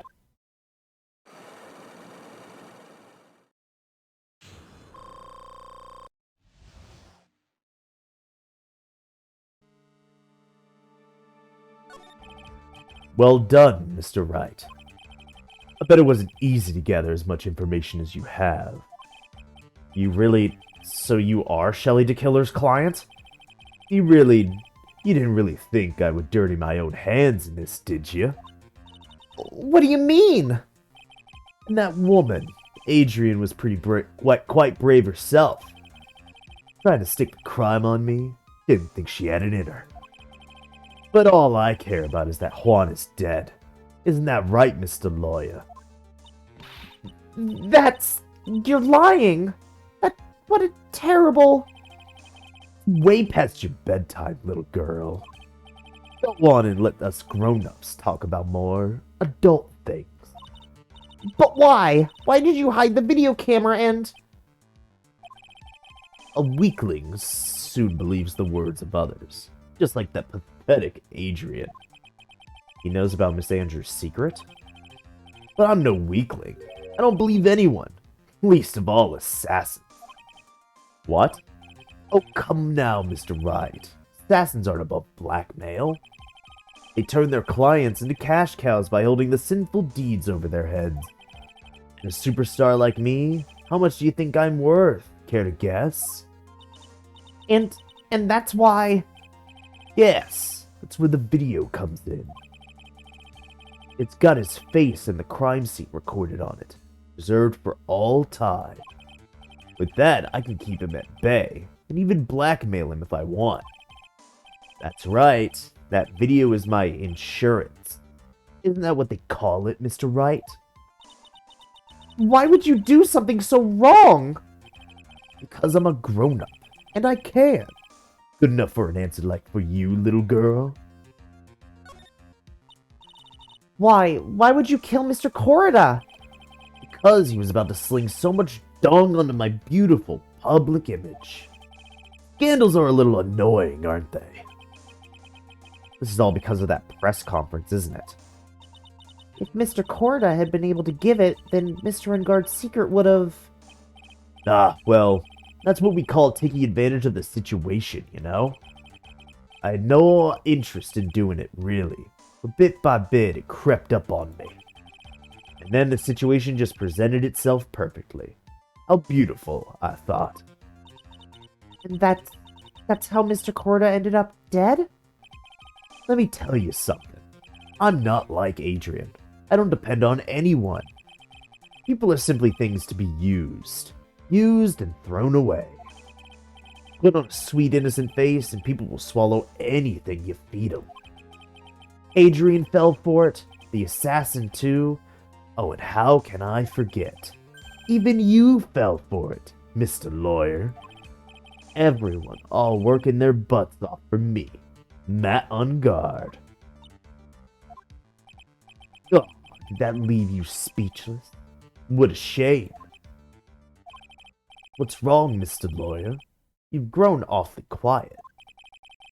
How could I have been so deceived by you all this time? When we first met, I asked if you had killed Juan Corrida, and you answered very clearly that you hadn't killed anyone. Hey now, I never told you any lies. The person who did the killing was that killer guy, right? All I'm guilty of is taking a catnap in my room. You killed Mr. Corrida. I dare you to say that in court tomorrow. But too bad. You can't. You're my lawyer after all, aren't you? You could always drop my case and refuse to represent me. How does that sound? But you can't, can you? That would be the one thing you absolutely can't do. Mystic Maya! You wouldn't want to test a killer. He's a man of his word, or so I hear. You could end up getting a certain friend of yours rubbed out if you lose. You scoundrel! So if I were you, Mr. Wright, Esquire, I think I would give it my all tomorrow. Remember, everyone likes a happy win-win resolution. I'll get you for this. It's such a cliche phrase. Juan said something just like that if memory serves. Of course. Well, we all know how well things turned out for him, don't we? Good night, Mr. Lawyer. Maya, what am I supposed to do? And now you've finally found out. Now you've finally found out the starting line of this case. Edgeworth, I don't care for the horrid atmosphere here. Let's return to the precinct. Well, Mr. Wright, what are you going to do? If you plan on changing your strategy... No! We can't do that! That's right. He's holding Maya hostage. What should I do? It's not something I can answer for you. Mr. Edgeworth? Right. Only you can decide where to go from here. 1 year ago, at that time, I didn't truly understand what a prosecutor was. And that is why I had to leave the prosecutor's office. I felt that I couldn't stand in a court of law until I knew what a prosecutor really was. And now, Mr. Wright, it's your turn. My turn? What is this thing called a lawyer? What can you do as one? You must find the answer, and you must find it on your own. I'm a lawyer, but to fight for someone who is clearly a killer. Matt on guard. That man is really... Doesn't matter who, every person deserves a proper defense and a fair trial. Isn't that the basis of our judicial system? Proper defense? But what exactly is that? Is it where a lawyer forcibly and blindly gets an acquittal through shouting and trickery? Ironic that you of all people should say such a thing. Isn't that exactly how you have fought for your clients up until now? Well, that may be true, but that's because I've believed my clients to be innocent from the bottom of my heart. But if I were to get on guard an acquittal, that isn't a proper defense at all. I became a lawyer because I thought I could save people who were suffering and in pain. But when I look at this mess we're in, I can't even protect the person closest to me. Even if I win the case, I still lose in the end. I just don't know what to do. Right. Did you get a hold of yourself? You have it all wrong. Huh? We aren't some sort of heroes. We're only human, you and I. You want to save someone? That's something easier said than done, wouldn't you say? That's... You're a defense attorney. You can't run away from that. You can only fight. That's all you can do. People like you and Franziska von Karm are always using all you have to pin me down. You fight to the very end, even when you know the truth is not with you. But I'm not like you. I can't fight for a false verdict, for a man I clearly know to be guilty. Franziska. She fights for herself. The only thing she fights for is her perfect win record. And that's all. And? Isn't it the same as you? Isn't that why you ran away a year ago? Because your precious win record was destroyed? You're so petty. I see. Now I understand why you despise me so. However, you are mistaken. What do you... Thanks to you, when you sealed off my path to a perfect win record, I began to realize the error of my ways. I realized that things such as a perfect record were meaningless. What? I don't believe you. Are you saying that is why you left the prosecutor's office? But then why? Why are you here now? The answer to that is something you will find out on your own. I have faith you will see it before the verdict is read tomorrow. But if you can't, then you will be powerless to change the ending of this story. Mr. Nick, the transceiver! I'm sorry for what happened earlier. Now then, Mr. Attorney, do you wager you can obtain an acquittal tomorrow? My, what is the matter, Mr. Attorney? I don't sense your usual anger this time. Tell me, please, why are you holding Maya hostage for Mr. Unguard's sake? Why are you doing this for that cold-blooded killer? Right. Please don't misunderstand things. He is my client. Don't toy with me. A man who hires an assassin is just as much a killer himself. I believe you were asking me for a reason as to why I am doing what I am. Yeah. This is what I like to call my aftercare. What the heck is aftercare? My name carries a certain amount of honor and dignity, Mr. Attorney. I take great care to ensure that no suspicion falls upon my clients for my handiwork. That is what is called client relations, and it is a part of an assassin's duty. An assassin's duty? We were unlucky this time. My client was arrested as a suspect. As a result, I did what I had to enlist your expert help, Mr. Attorney, and to ensure that you would do everything in your power to the very end. What is your name? I believe I told you once before. However, You did, but my name is the Killer. Shelley the Killer. you're Shelley the Killer? Please keep in mind you do not have much space to maneuver with me. As a killer, I always finish what I set out to do. If you fail to keep up your end of the bargain, Maya! it would be my duty as an assassin to see to it she receives a nice long nap. Now then, if you'll excuse me, if someone were to trace this signal back to me, it would be quite troublesome. Mystic Maya! Mystic Maya! I don't know what to say. Edgeworth! Did you hear that? At the end of that transmission. Huh? No, that. Sounded like a cat. A cat?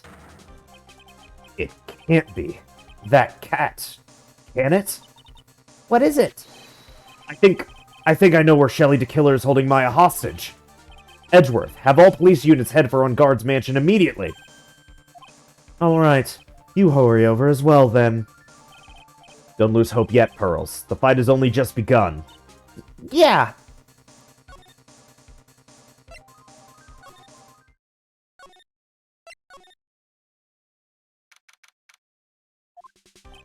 Maya! Please answer us. Mystic Maya! We have this area completely surrounded. There's no way for him to escape. Assuming he's still in the area. I can't believe it. That butler, all this time he was the killer. He and On Guard were working together all this time.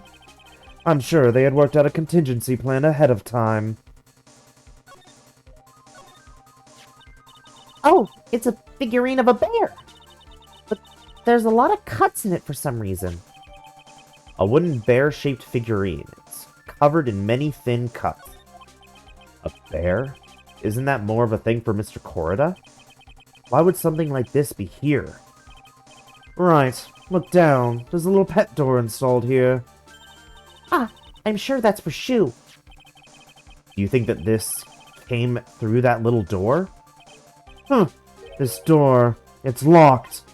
Well, I'm pretty used to breaking doors down by now. Let's go, Edgeworth.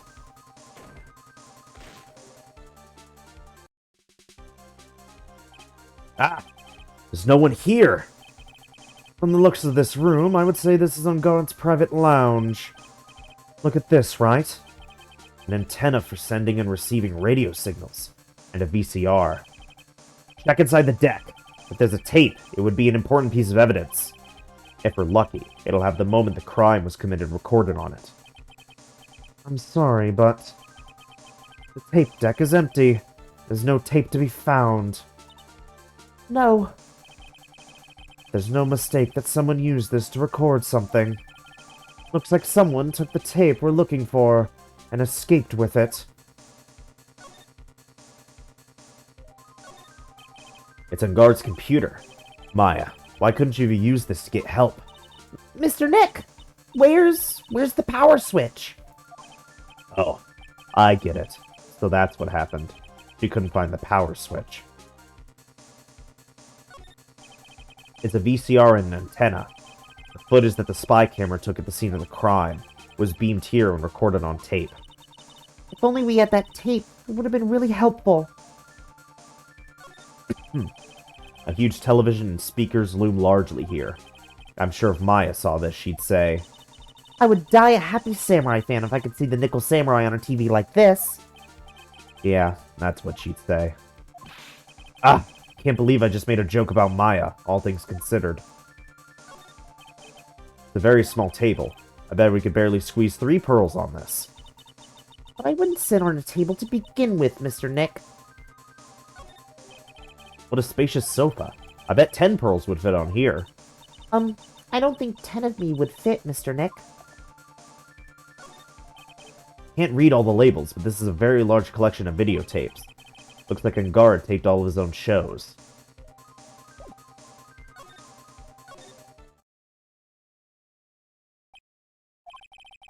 We've searched all over, but it looks like he got away. I'm sorry. Looks like he slipped out of our grasp this time. And now, we've lost our only lead. Don't give up yet. That little girl is looking to you to be her pillar. Yeah, you're right. We're close, I can tell. We've already set up checkpoints along every route leading out of this district. Leave the rest to us. Maya. This looks like a picture of Miss Impax. With love, Celeste. Miss Impax? You mean... Yes, Mr. Corrida's former manager. Why would a picture of Miss Impax be here in Mr. Ungard's mansion? Why does it say with love? This might be a clue. Found in Ungard's mansion. With love, Celeste is written on it. Ah! What's wrong, Pearls? Please let me see that picture frame. Huh? What's so special about the frame? On the back. There's something written on the back of the frame. Maya. It's Mystic Maya. She left us a message. What? I thought you'd come. I knew you would. Now listen up. You better get Ungard a guilty sentence, okay? If you get that creepy slime bag and not guilty, I'll never forgive you. Ever. I'm fine, so you don't need to worry. There's so much I want to write, but I don't think I have a lot of time left. Hurley, you're there too, right? Make sure you help Nick, okay? Someone's gotta watch out for the helpless lunk. That's it for now, Nick.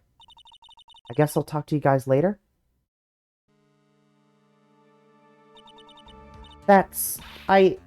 No! Mystic Maya! Right. What's wrong? Why the blank stare? Oh, nothing. We've searched the house, and this is the last room. It looks like he eluded us. Edgeworth. Yes? As far as clues go, I think this is about all I'm going to get. But I'm still short one last thing.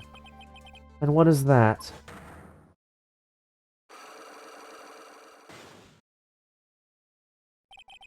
Miss Andrews' psyche lock. If I could just find out what secret she's holding, then I think I stand a chance in court tomorrow. To blow this case wide open and expose the truth. I think I know what you're thinking. I'll contact the detention center. Thanks, Edgeworth.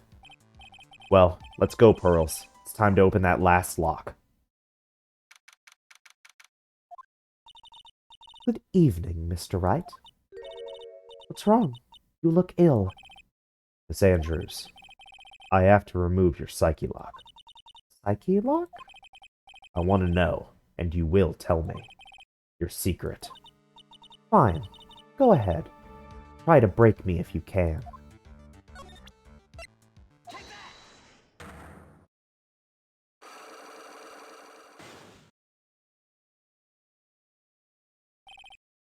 Why frame him? Can you please tell me why you framed Mr. Ungard for the murder? I've already told you countless times. It's because I thought Matt was the killer. No, that's not it. I know you have a personal reason to dislike Mr. Ungard. Miss Andrews, you may think I didn't hear it, but I know you said something earlier. You said revenge. So you were saying I was taking my revenge out on Matt? That's why? What an absurd idea. I don't have anything I want to take revenge for. Miss Andrews, a woman who lives by being dependent on other people. There is something or someone in her past that would make her take revenge.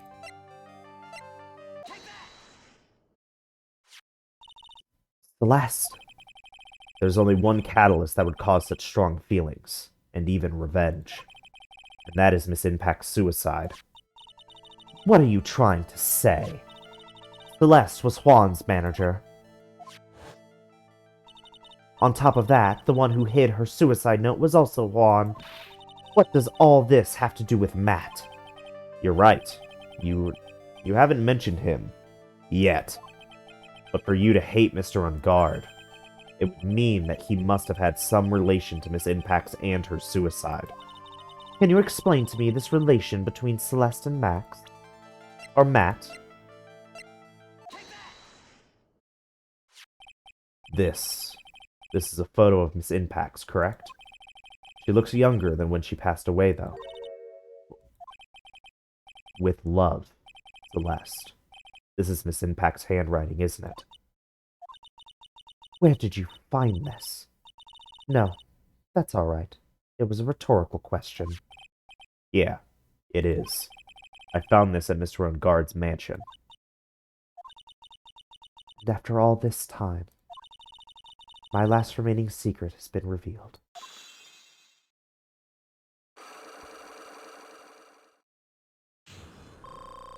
Yeah, baby! Celeste. She was supposed to get married to Juan. Yes, but I heard that it didn't work out. Because Mr. Corda didn't want to get married to her anymore, right? Yes. Because of Matt. Because of Mr. Ungard? What do you mean? I think I can see where this is going. Celeste. She was Matt's manager a long time ago. She was the happiest woman in the world at the time. I was working part-time back then, and I often saw the two of them together. So that's why "With Love, Celeste" is written on the frame of that picture. They were a couple, weren't they? It wasn't anything as splendid as that. Celeste was being used. Toyed with until she was thrown away. That's so horrible. Matt's entire image is built around how nice and wonderful of a man he is. A scandal would have destroyed that. Which is why Celeste, in her kindness, moved over to Worldwide Studios. And that is where she met Juan. She seemed really happy with him, even happier than when she was with Matt. Celeste and Juan were such a good match that they were even planning to get married. And then, it was suddenly called off. On the night Juan called their marriage off, Celeste, she killed herself. And that's why I framed Matt. It was revenge for Celeste and for myself. I'm sure even you can guess why Juan called the marriage off, right? Matt confessed to Juan about his relationship with Celeste. I see. So that's what happened. But then why did Mr. Corda have to call off the wedding? I don't understand at all. It was probably because of his worthless male pride. Juan and Matt were always fierce rivals. Matt waited for the wedding announcement and then unleashed the truth on Juan. He was aiming for when it would hurt Juan the most. Poor Miss Impax! That wasn't the end of it. That day, I'm almost certain that Celeste left a suicide note behind. And in that note, she left a detailed account of Matt's various misdeeds. And so that she would never again be hurt by Matt, she chose to die. Then, when Juan discovered her body, he hid her note. Why would he do that? It's simple. Juan realized that note was a powerful weapon against Matt, and it would be especially damaging to his refreshing like a spring breeze image. In any case, with his pride hurt, Juan sought revenge. Revenge. There's that word again. Juan wanted to publicly disclose the contents of that suicide note. At a time that would cause Matt the most damage, of course. And that was And that was at the press conference after the stage show. I know all about it, because I heard it all from Juan. It was so I could find out about all this that I drew close to Juan to begin with. They're quite a pair of hideous monsters, aren't they? Even Celeste's death was something for them to use in their game. That night, when I found Juan's body, it was only natural that I thought the murderer was Matt. Those two were always spying on one another, after all. As for me, I was frantically searching for Celeste's suicide note. I wanted to destroy it before it ever went public. I was going to burn it. I'd even brought a lighter. But I couldn't find the suicide note. And that's when revenge crossed my mind.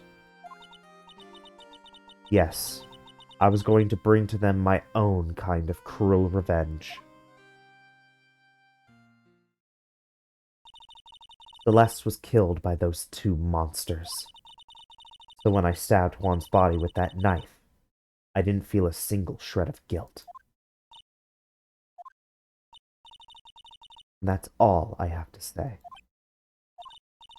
Well, Mr. Wright, even knowing all this, are you still going to help that man?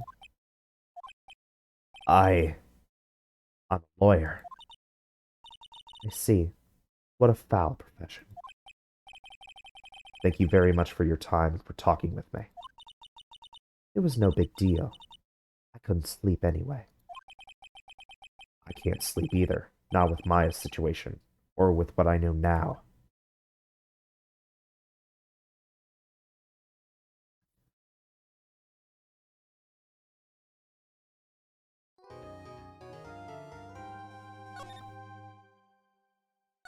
And there we go.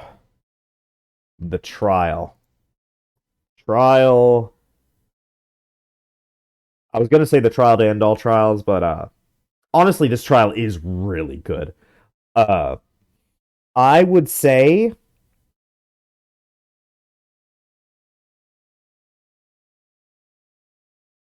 as a whole, Justice for All is worse than the first Phoenix Wright Ace Attorney, but Farewell My Turnabout is a better trial than any case in the first Ace Attorney.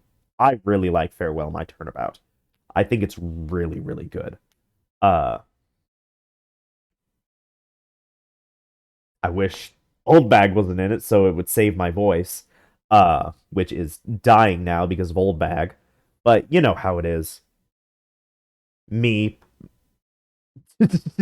doing things that I don't have to do, like voicing, but still feeling compelled to do so anyway, because it would feel wrong to play an Ace Attorney game and not do my own voices, especially since everyone seems to do that. It's really funny, honestly. It's almost tradition. But anyway, it's gonna be it for now. I think that's a tradition for most visual novels anyway. Anyway, I gotta stop. It's gonna be it for now. Next time will be the finale of Justice for All, with the final trial of Farewell My Turnabout. Thank you all for watching, especially if you got this far and stick around, because there's a lot more to come.